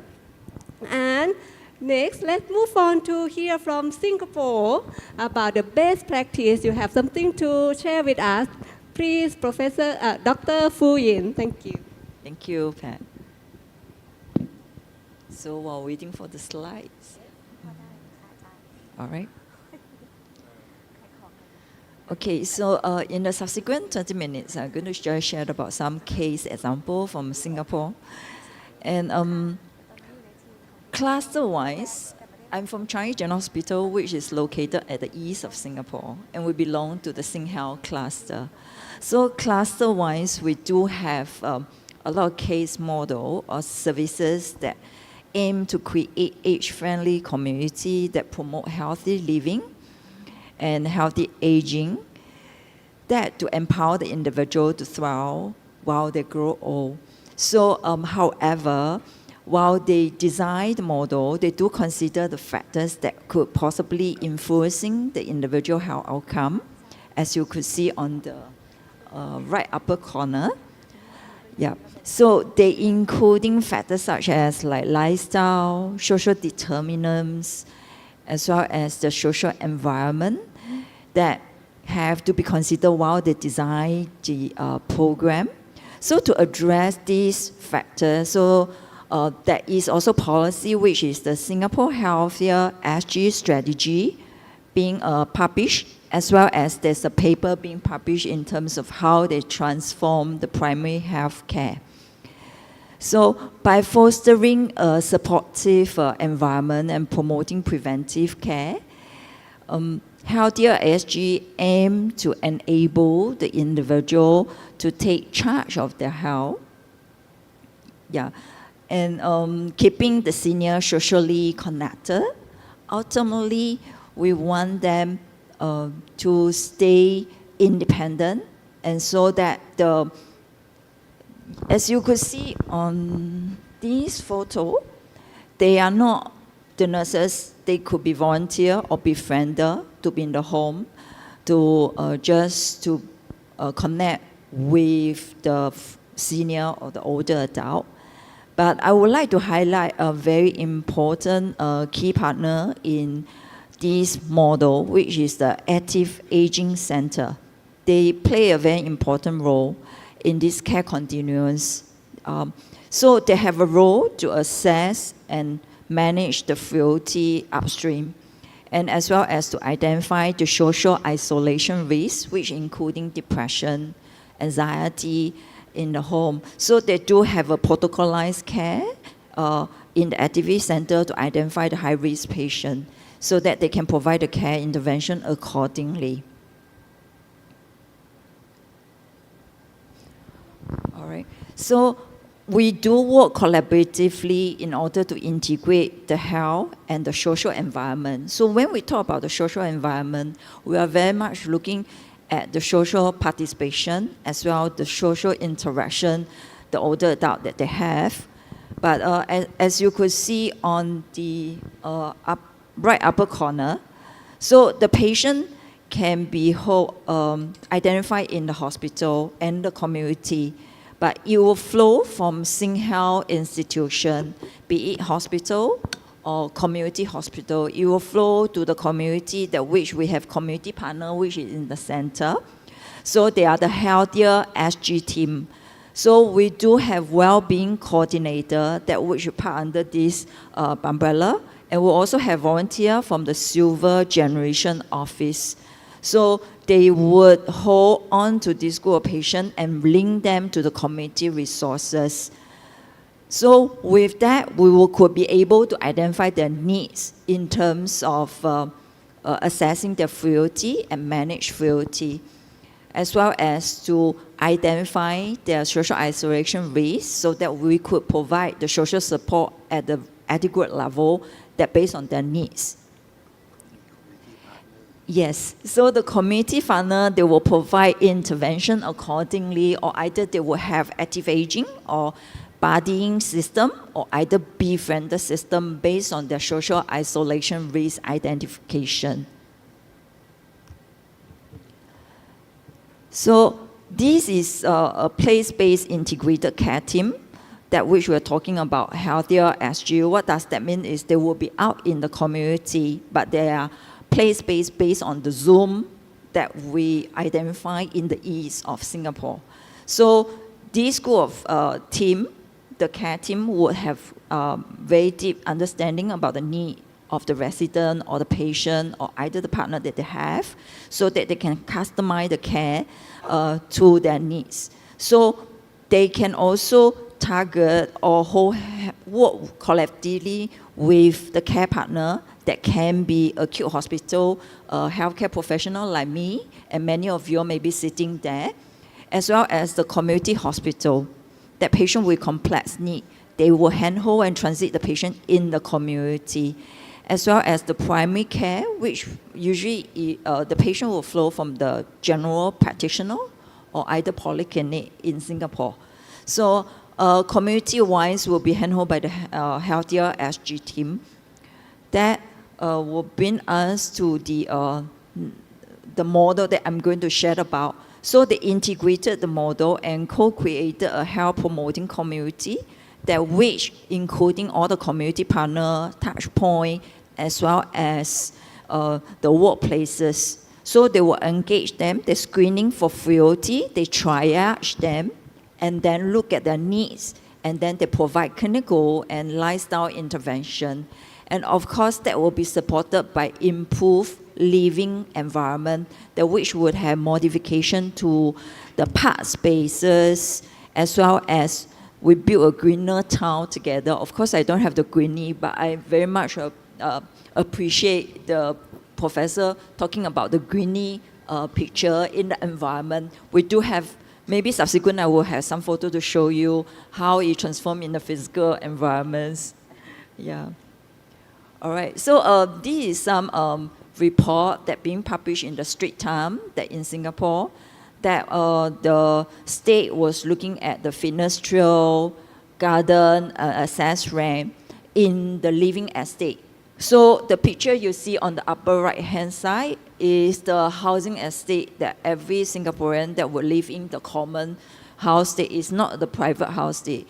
So that will be the community that will be live in for the community during older adult, so that they can have active aging in place instead of in anywhere else. So that is the neighborhood. And they also have a neighborhood feature that being published in one of the paper. And this would, I think the architect would be very familiarized with all the drawing. So by seeing all the numbers, is all the block number of the housing estate they live in. And in the near neighborhood, they will have school, they will have shopping mall, park for exercises, and kopitiam in Singapore term would be an eater place like food court and things like that. So it's within that neighborhood for them to walk around, so that we want them to get out of the house as well as to have social interaction in the park. So one of the important ones is to enable them to have exercise. That's why the fitness trail will be in the national policy plans. Yeah. Okay, next. Okay, this is the model that being published. If you were to Google, probably you can also find this model. It's a new, I would say, test-based site. So in short, it's called CAVE, but it's a community aging in place ecosystem. So in this ecosystem, they include the social environment modification as well as the physical environment modification. So they compare, this is the new model, so it aligns with the Age Well SG strategy, so that to enhance the built living environment, as well as to integrate the health and the social services to support the living and provide the preventive health in this town. So it's a neighborhood that they built in. So, and in this neighborhood, they have coupled with technology or smart home. So more detail will be shared here. So we have two test bedding cave site, which is at Marine Parade and Bedok, which is at the east side of Singapore. So Changi probably is very familiar to you all. If you all do fly to Singapore, you will hear Changi Airport very frequently. So this is near to the east, which is near the Changi Airport. So in this model, we look into three very important domain. One is health and social integration. Second one is to use technology to build a smart home. Thirdly is to how to connect with the built environments as well. And under the health social integration, they will look at the population-based approach by the healthier SG team and the community partner. So they will identify the older adult in the community based on their needs and provide intervention, especially for frailty. If we can detect frailty early, we probably could work out intervention to prevent fall. That is one of it. Second one is the muscle health. So with using the technology to build a smart home, so they will have wearables for remote health monitoring and as well as the behavioral notching. So in the subsequent slide, I will talk about a bit about all the wearable technology that we're using in building the home. So telehealth is up and coming in the recent year after COVID. So in the built environment, they will do age-friendly modification and design so that to promote activity. So in the next slide, I would like to share about how they actually implement this and seal up this. So by looking at the map on the right-hand side, so CHP stands for Community Health Post. So it will be located near to the resident in the neighborhood, and you have many other small posts. So the resident, they have any question or they require information to health-related issue, they can go to the post and get information. So either that would have a well-being coordinator there or a community nurses based on the post. So total, we have 95 posts in the East as of June 2023. So in this cave model, we actually incorporate exercise and physical activity as well as diet and nutrition. And this is very important tool component and main bulk for managing frailty. And for the third item, which is cognitive training and exercise, is to look out for the mental health of the patient as well as to identify and assess early dementia or mild cognitive impairment. Lastly, they also look after the chronic disease management of the elderly. So in this model, beside the health services they put in, they also would like to encourage the social interaction. Therefore, beside the standard protocol they provided, the tier-based learning with the older adult in the community, they also provide classroom training as well as training material. Okay, so this is how it looked like. So good life, makan. Makan is a Malay term, but in English is to eat. So we have food together, that we eat together. So that is the concept that promoting. So they integrate the cafeteria and the kitchen together so that to promote the older adult in terms of a social participation. So they will cook and eat together and also have engagement from the older adult. So the picture that you could see in the center is the kitchen and the dining area that they have. So they could have communal dining after they do cook a pot, they eat together, and then they enjoy the food together. And the cafeteria you could also see in the picture. So they will also have activity area.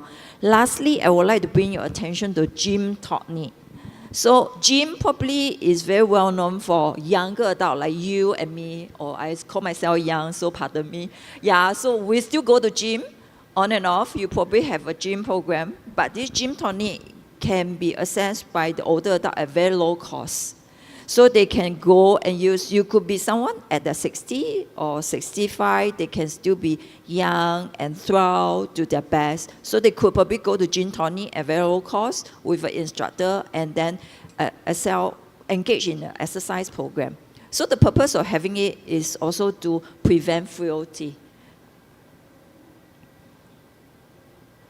All right, so I will spend some time to illustrate these three main points, that which is important, that we incorporated the built environment and technology and the social participation program in the one whole stretch under the CAVE model. So the residential level intervention, the technology being used, including the cell monitoring, like the sensei. I think sensei must be a Japanese word, I assume, referring to doctor, right? Yeah, so it's a docking station with blood pressure machine and wing scale. So the older adult can have their vital signs, a metric being checked over there. They also have non-invasive radar monitoring system in the home. And there also personal assisted living solution, senior concierge. So there is a counter for them to inquire and look for assisted living solution for the older adult. For patients with dementia, we do have the location checker, but the caveat here is provided the patient with dementia do remember to carry the local tracker, otherwise you don't really serve the purposes. Many a time they may forget to bring along. Yeah, but when they have the tracker, probably you will know where they were in the building or either at the neighborhoods. And there's also a personal alert button system in the home. So if they have a fall or they need some assistance that which is emergency, they don't have the access to telephone or mobile phone, so they may probably use the personal alert button systems That will be one built into the home. So moving on to the level intervention, which is at the using the HDB. HDB is referring to the housing estate in Singapore. Most of the Singaporean would have. So it's at the neighborhood. We'll use the unit and the spaces to facilitate exercise, activity, and social interaction. And as well as the activity can include physical activity and cognitive activity meant for patients with dementia. Yeah, so we do have daycare center. I think many of Prof also mentioned about daycare center that you can utilize. But activity center is one level down of the daycare center. And they would have interactive IT unit that utilize the VR, which is the visual augmentation technology. There will be game. There will be cognitive simulation unit or module being installed in the interactive IT unit so they could have some interactive activity together. So lastly is at the built environment that we are talking about, physical environment. So at the neighborhood level, they would have wayfinding queue and graphic size, and the picture that I show is green color. So in Singapore, we have many other color, but it's all bright color that we choose, either yellow, red, pink, also of a rainbow color that we'll choose, but just happened that I put a green color, not meant to put green, but green color, right? So we also have community garden, just like the community garden can be located in a community center that everyone of us could just visit, and you can enjoy the gardening, planting, as well as to enjoy the result of your planting. You can bring back your vegetable and all that to cook. So, but many a time we also utilize the garden to do sensory therapy for patients with dementia, especially those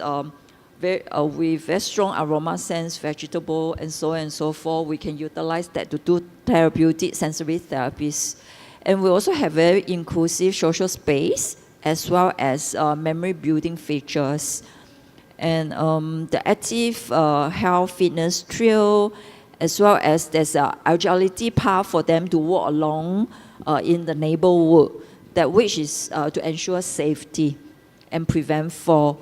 Lastly is the attractive staircase design. So there will be some goal and very interesting feature for you to achieve as you climb up the staircase.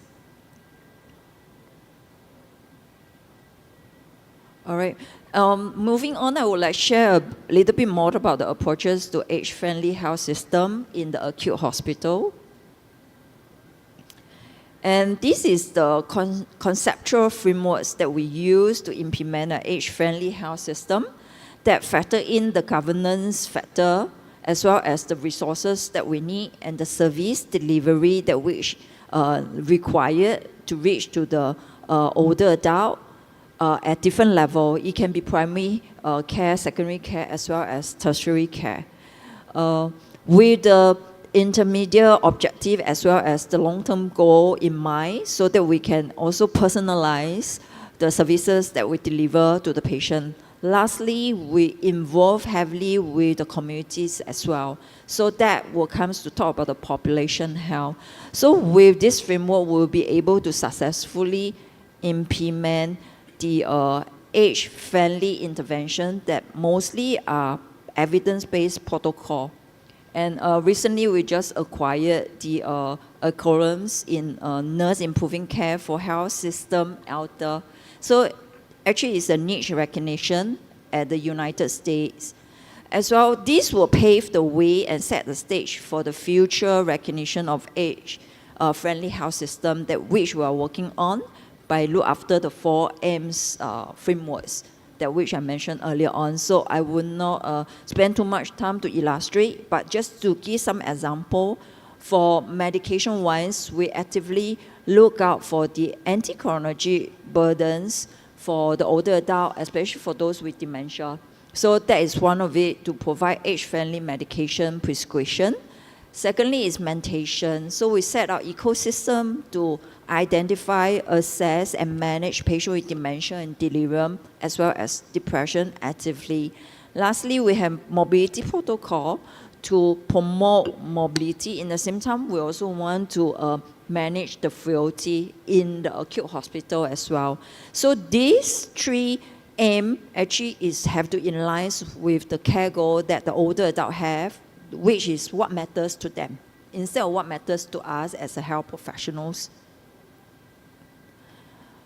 And I would like to share some innovation that we have in the age-friendly health system, that which we have the telehealth system.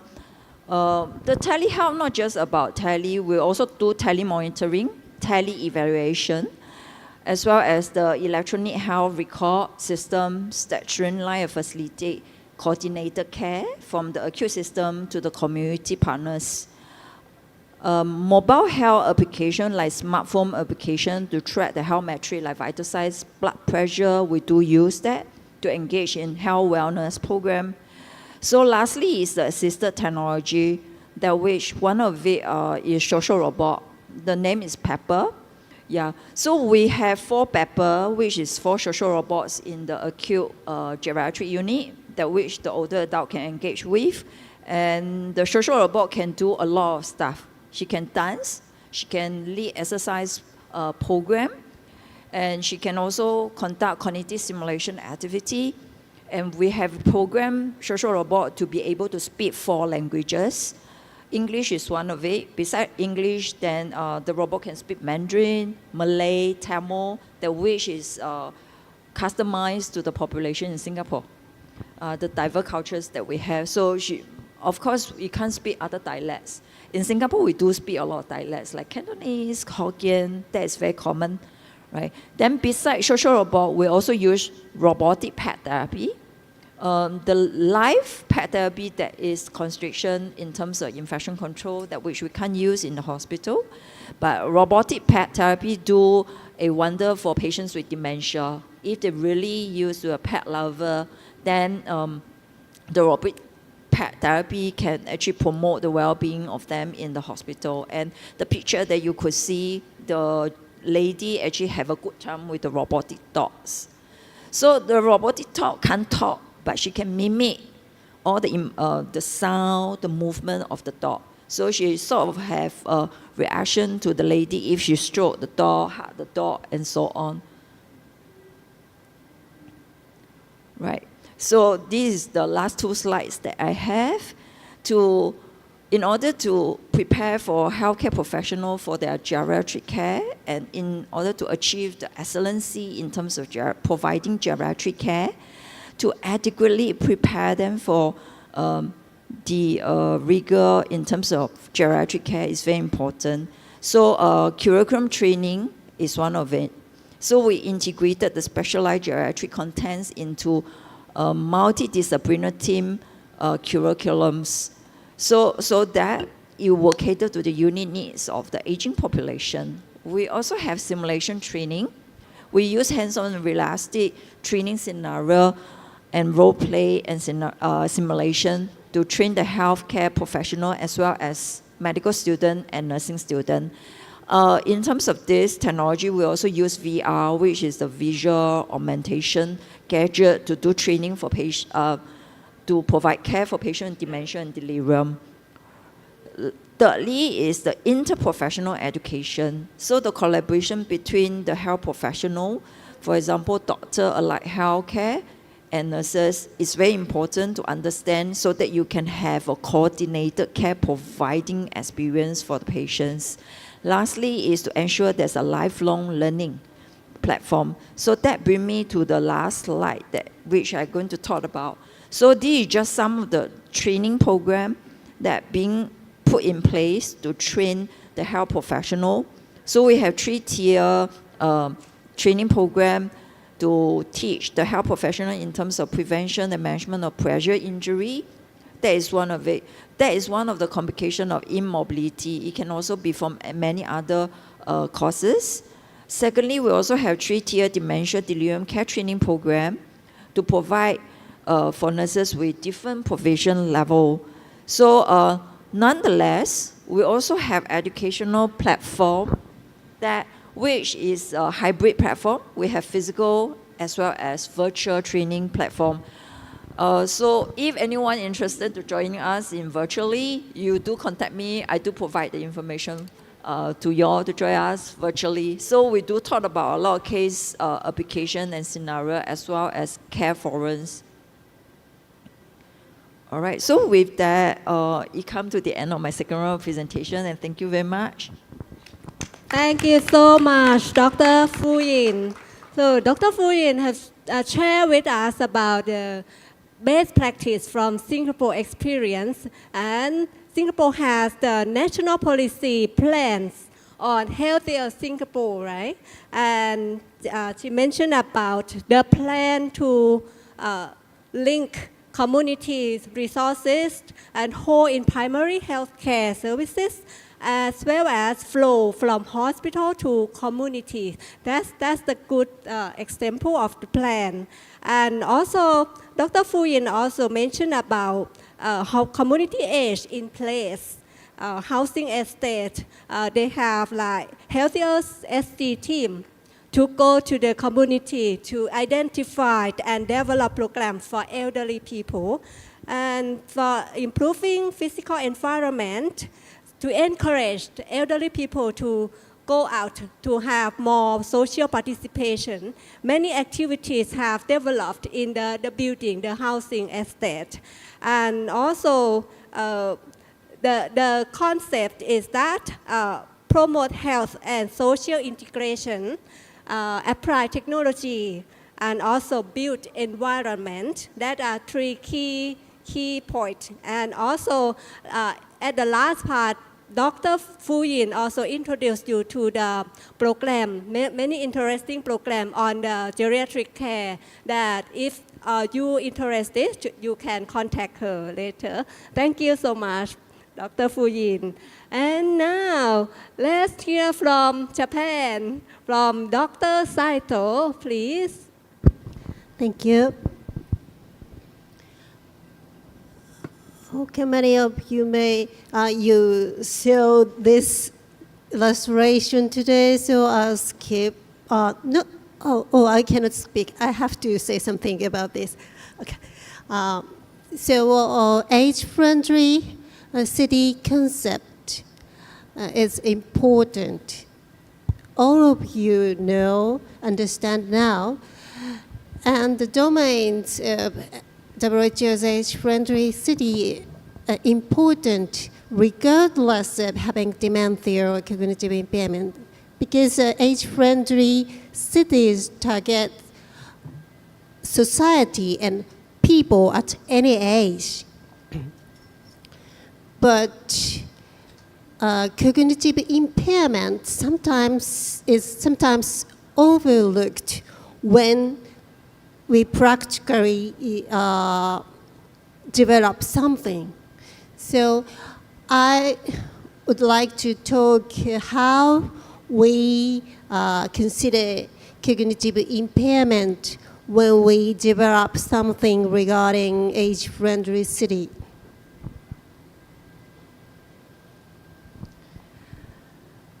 Dementia-friendly designs firstly developed in the United Kingdom, and they have a lot of programs, not only for the dementia-friendly designs, but also they developed guidelines for a variety of commercial facilities. I will share the example of dementia-friendly retail guide in the middle. And this includes not only for the environmental design, but include how to communicate with the people with dementia in the retail stores. We have to use clear, simple, and easy language when we communicate with dementia people or other things. You can easily check this guide by the internet. And the right picture shows dementia-friendly theater.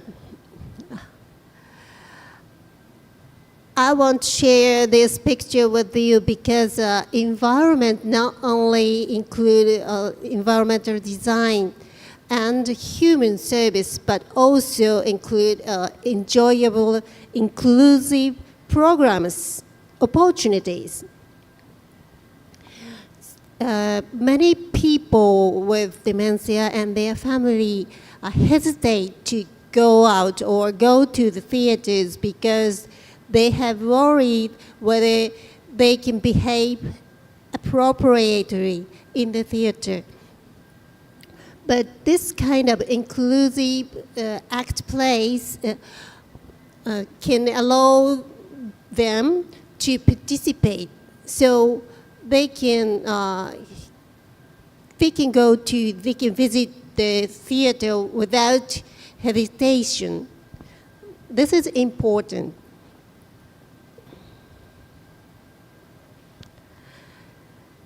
And Japan has the similar programs. The left one is the guidebook introduced by Fukuoka City, Japan. It explains how to design facilities for people with dementia. It shows a clear color contrast between walls and doors and brighter light and safe outdoor spaces with green space and flat sidewalks.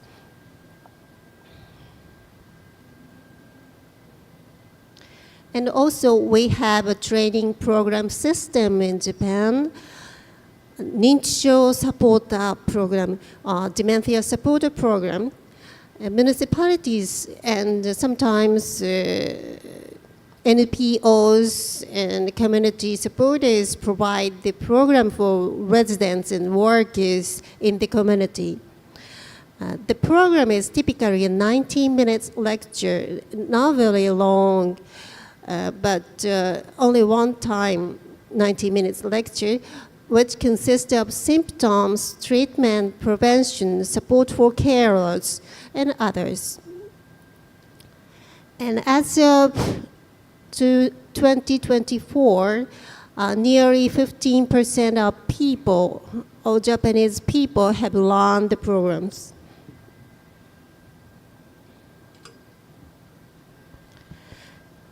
And I'm talking about my own research project starting from 2023. It's a research-based program called NCGG's our center, NCGG UNICO project. It aims to improve social participation, well-being, and reduce stigma. We took a population-based approach. It's not only limited for people with dementia, but for all people. And first, UNICO developed, we called co-creation of some environmental design and devices at the bottom. And these indicate environmental design, friendly signage, mobility guide, and friendly toilet. We value friendly toilet because many people with dementia and their family go out when they can find accessible toilet. But stores and local facilities often overlook the importance of toilets. They don't want to put a lot of money to prepare accessible toilets. So this is, there's a large gap between stores' values and people with dementia's value. So we developed several things regarding environmental designs. And we also developed decision-making support training for staffs. I mean, store staffs. In Japan, decision-making support is highly promoted among healthcare professionals. But unfortunately, not many commercial area started the decision-making support yet. So we have to develop the decision-making support training for commercial places. And lastly, as I told earlier, we think that the enjoyment opportunity is a domain of age-friendly concept. So we are developing inclusive, enjoyable programs now. And then, we have not started a local facility project yet, but in near future, we're going to start a collaborative project with a community, including local facilities, and we'd like to install our developed designs and services into our local stores.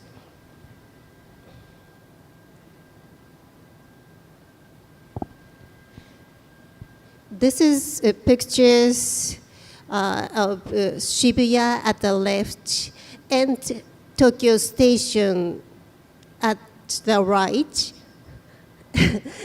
I like to share these pictures because it's not very dementia-friendly. The left one shows barrier-free, no gaps between road and sidewalks. It's very friendly for wheelchair users. But when we talk about dementia, it's not very friendly because crossings is difficult to understand for people with dementia, and not very simple, here and here and here. And we cannot arrive at the famous 109 building from here to there. And the right one shows signage of toilet. And can you understand where is women's toilet? Here or here? Many people said here. Yes, you're correct. The women's toilet is here, but I couldn't understand. It's very difficult.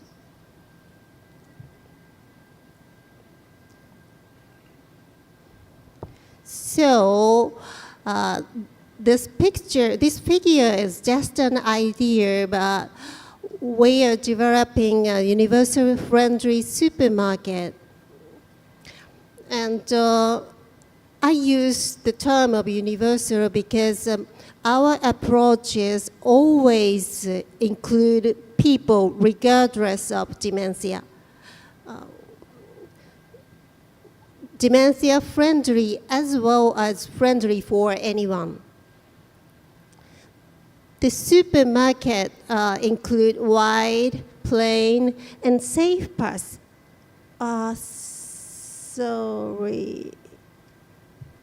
It's shown here using different color from the road and wide enough to go when we use wheelchair.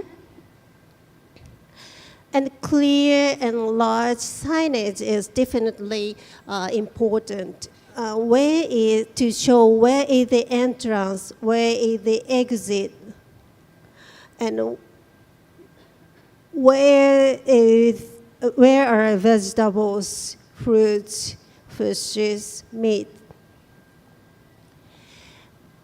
So for people with dementia, wayfinding is a serious issue, so we have to develop some devices, guide to help wayfinding for them. And of course, friendly toilets is necessary.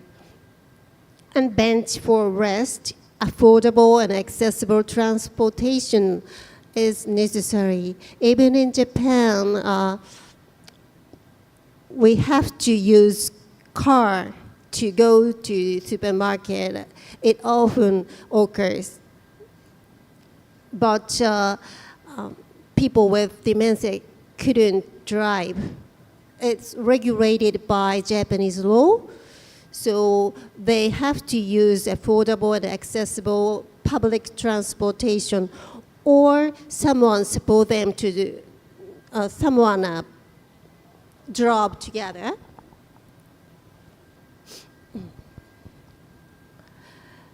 And staff understanding is also important, as I told earlier. And inclusive, enjoyable event can be done in these places.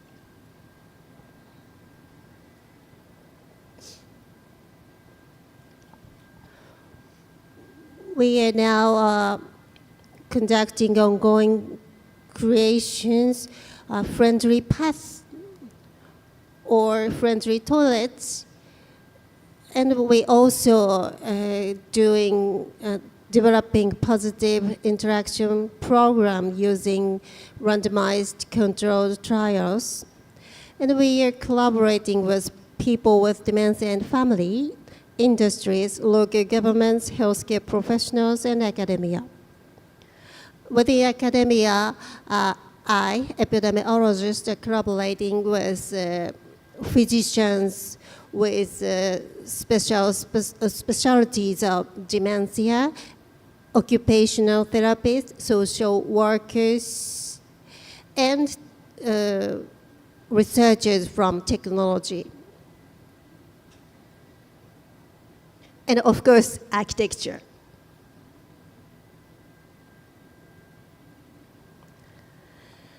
This is my last slide. I think a multi-sector collaboration is essential for a friendly community, and I'm glad that all of the presenters told similar things. Sometimes multi-sector collaboration is difficult because each of them have different perspectives. For example, industries pursue profit and speed. Academia, in contrast, persists evidence-based. So we take much longer time than industries. Industries have to hurry up to develop something and to sell something. But academia hesitate to develop something without evidence. So the conflict, sometimes we have a conflict. And local government emphasizes their municipal plans and equity. So they don't like us to do something in a specific area. It often occurs. And key for good collaboration, from my experience, are that, first of all, sharing the same aim, plan, and schedule. Academia have to hurry up for industries, and industries have to wait for them. until they have some evidence, they obtain some evidence. But even such time conflict, we have the same aim and same plan. And to achieve this, we have to keep thorough communication and respect others' perspective. They want to hurry or they want equity. Okay, so we can communicate more often or like that.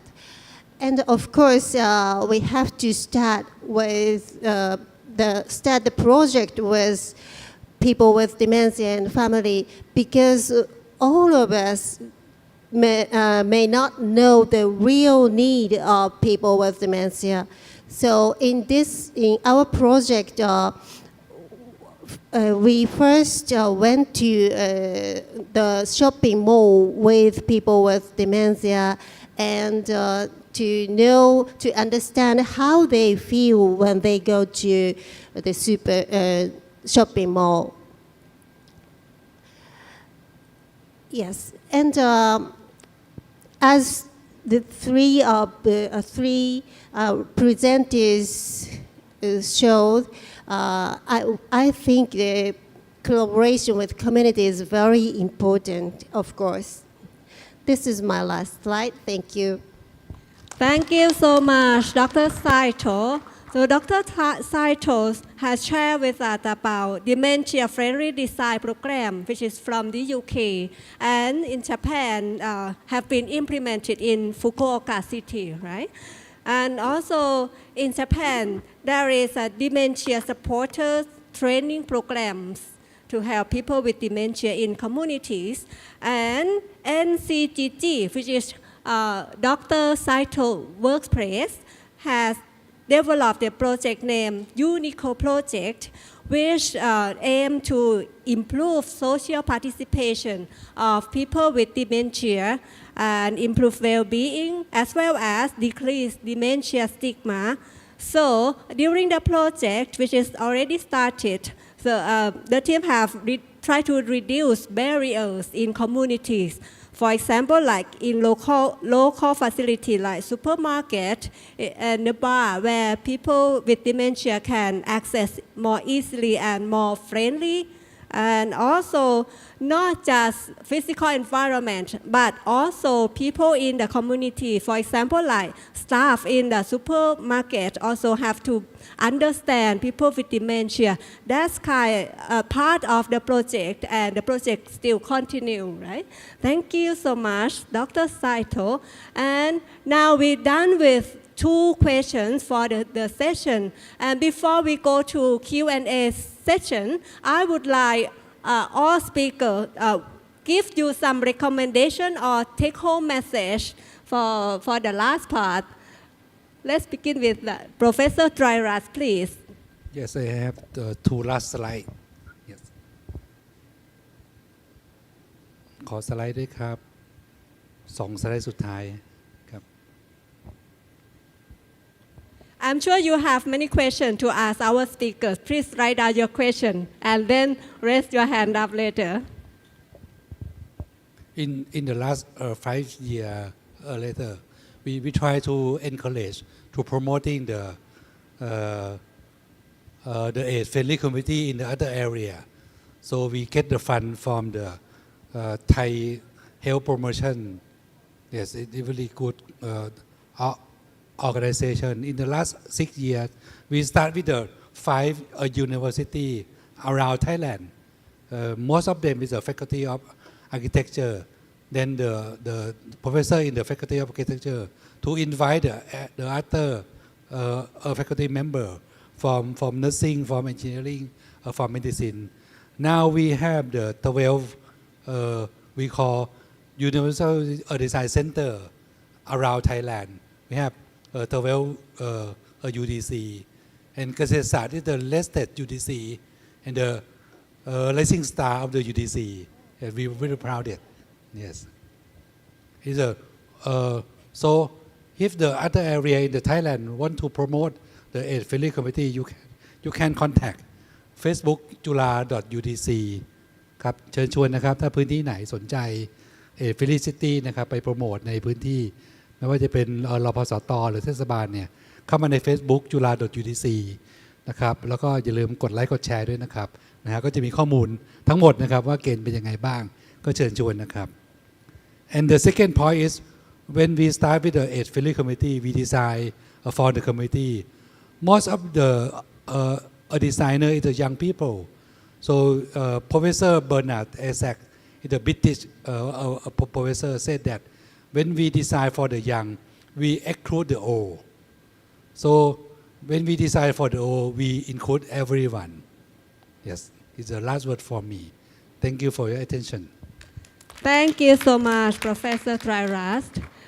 Professor Nuanwan, please.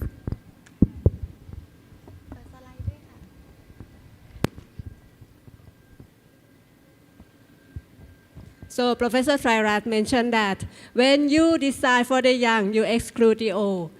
But if you design for the old, you include everyone. So keep in mind when you design something, you can include everyone to use it. Okay, for the last question is a recommendation on making a friendly city. So, as one of Universal Design Center from 12, is my answer. There is two answers. One answer is when we regard WHO, 8 domain of a friendly city. My answer is accessibility of the physical environment is the key issue in terms of architecture. Okay, whether a neighborhood, walkability, accessibility of public building, public space, accessibility of public transportation, accessibility of public transportation stops, and affordability of housing. But the second issue that would like to answer, not regarding WHO, is to make the elderly happy. This is my key point. Using lighting, using planting, using green color, and make them happy. Okay, that's all. Thank you. Thank you so much, Professor Nuanwan. So Professor Nuanwan mentioned that you can think anything, but the key issue is how people can access to that environment and how to make elderly people happy.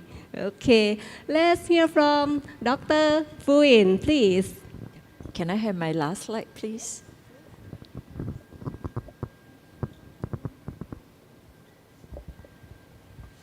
Yeah, can.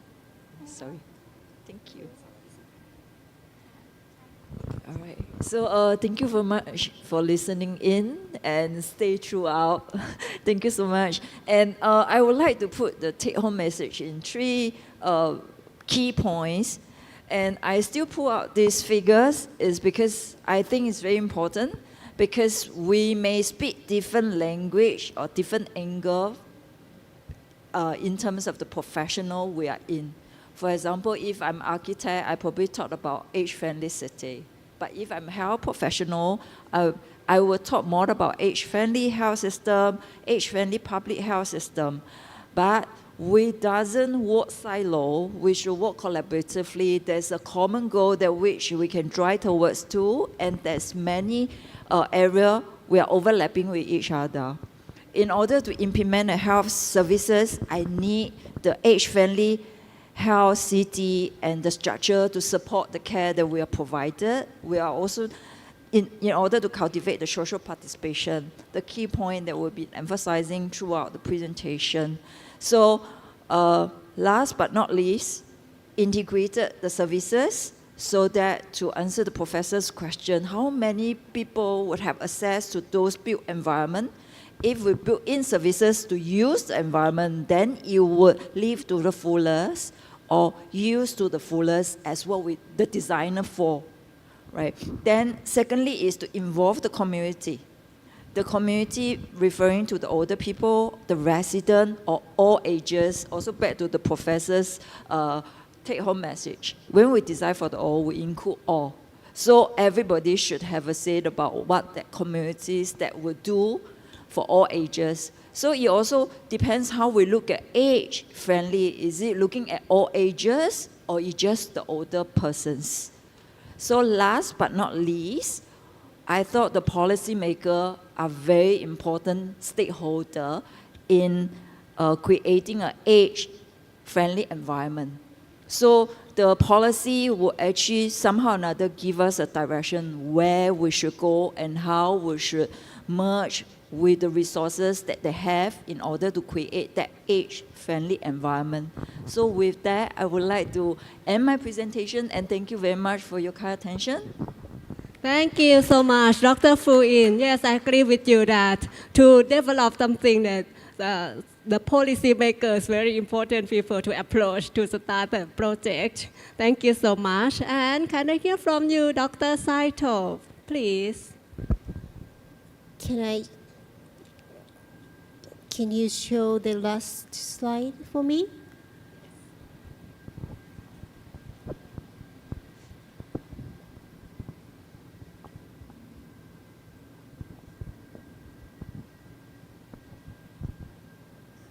Okay.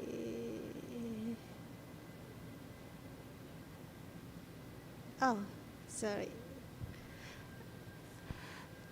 Yes, thank you for attention today. And I have 3 take-home messages. First, social participation is important for both for individuals' well-being and society's economic growth, because in super-aged societies, many of them are suffering from cognitive impairment. So society have to change to support those people to continue economic activities.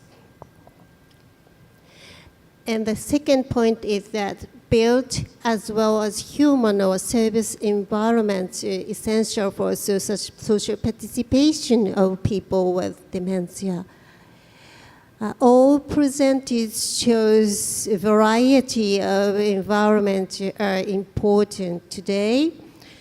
So we have to prepare a variety of environmental devices or environmental system, including healthcare system, to support people with dementia. And the last one is that Asian dementia-friendly cities, not only cities but also communities, facilities, and something at all level from macro to micro, can be accomplished by multi-sector collaborations. Today, all presenters show that how collaboration is important. So we have to hurry up to change the society by multi-sector collaboration. There are my take-home messages. Thank you for attention today. Thank you, Dr. Saito. Thank you so much for all participants, all speakers today. Now is your turn for participants. And if you have questions, please raise your hand and can you ask questions to our speakers? Any question? Yes, please.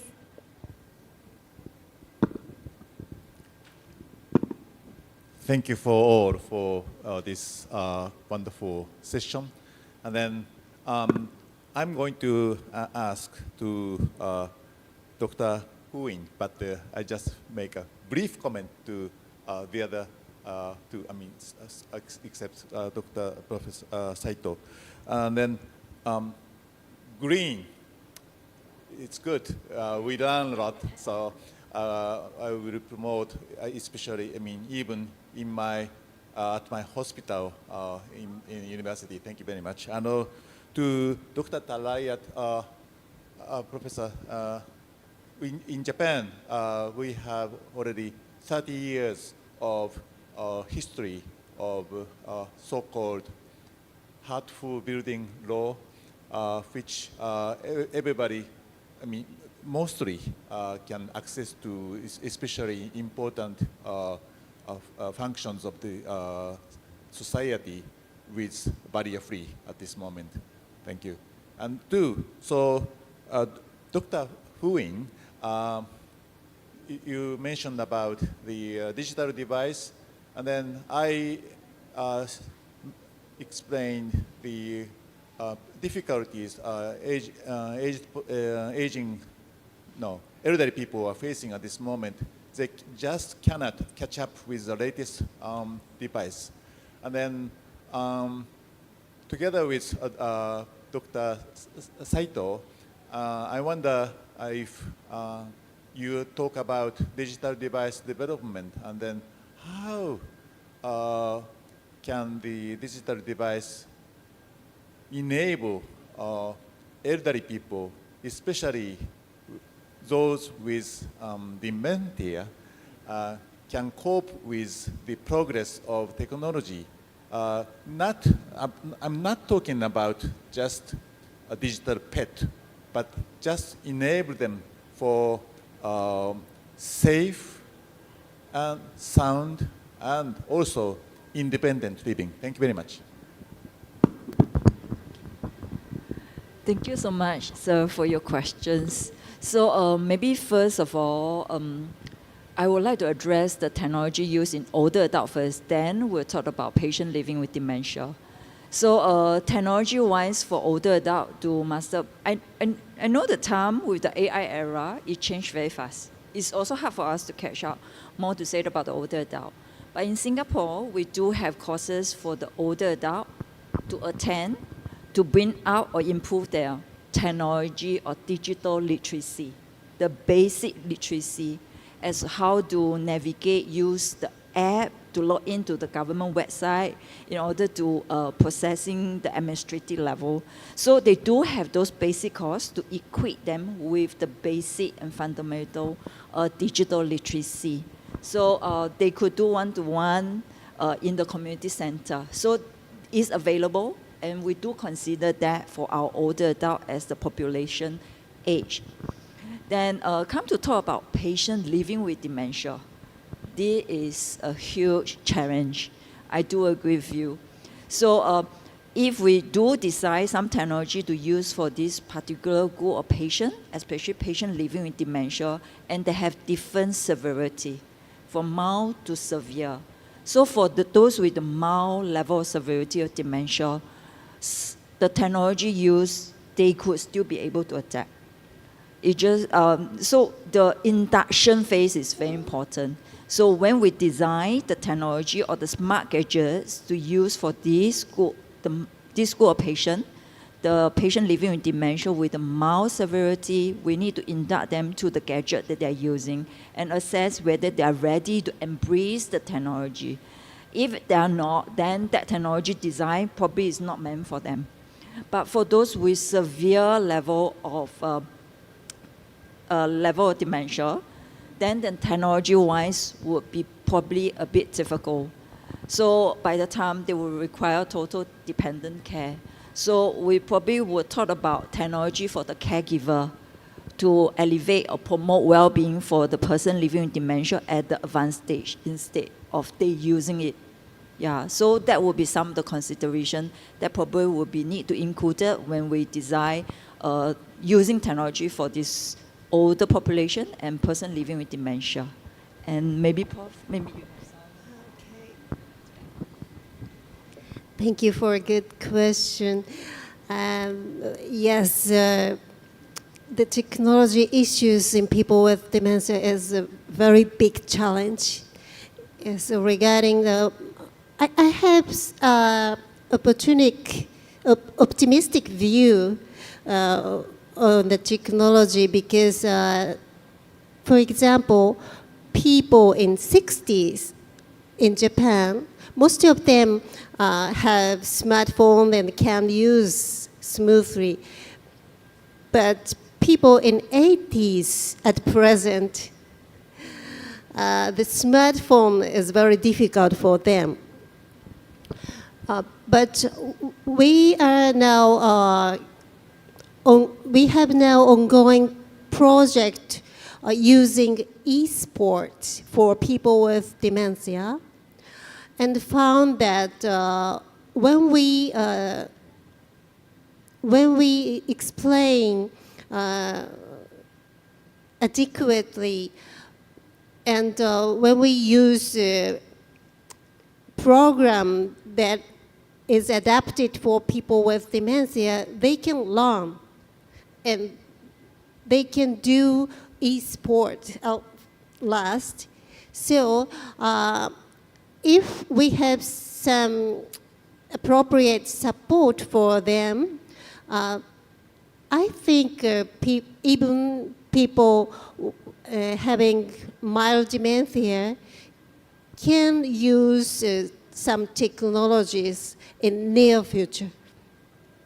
But in case of people having severe dementia, we have to do a lot of things to support them. Thank you. Thank you so much, Dr. Fuyin and Dr. Saito. Next question, please. Anyone would like to ask question? Please raise your hand. No question. Okay. Time's up actually. Okay. Today, I'm very privileged to be here as a moderator and to listen, to hear and share from our speaker today. Thank you so much. Thank you. So now we end at the session and we are going to have lunch. And we still have interesting session in the afternoon. Please come and attend together. Okay, thank you very much, all the panelists and also our moderator. So that concludes our sessions in this room, ladies and gentlemen. So enjoy your lunch break. We start again at 1 o'clock in the afternoon, but not in this room, but in the plenary hall. So you can join us, in Thai, in the plenary hall. The session will be held in Thai. But you can join us to hear and listen to our two famous national artists who will be speaking how they live happily after their 60s. And then it's going to be a lucky draw. Many prizes are waiting for us. And next will be the presentation of certificates of appreciation and closing ceremony. Okay, and for now, thank you very much and goodbye. Enjoy your lunch.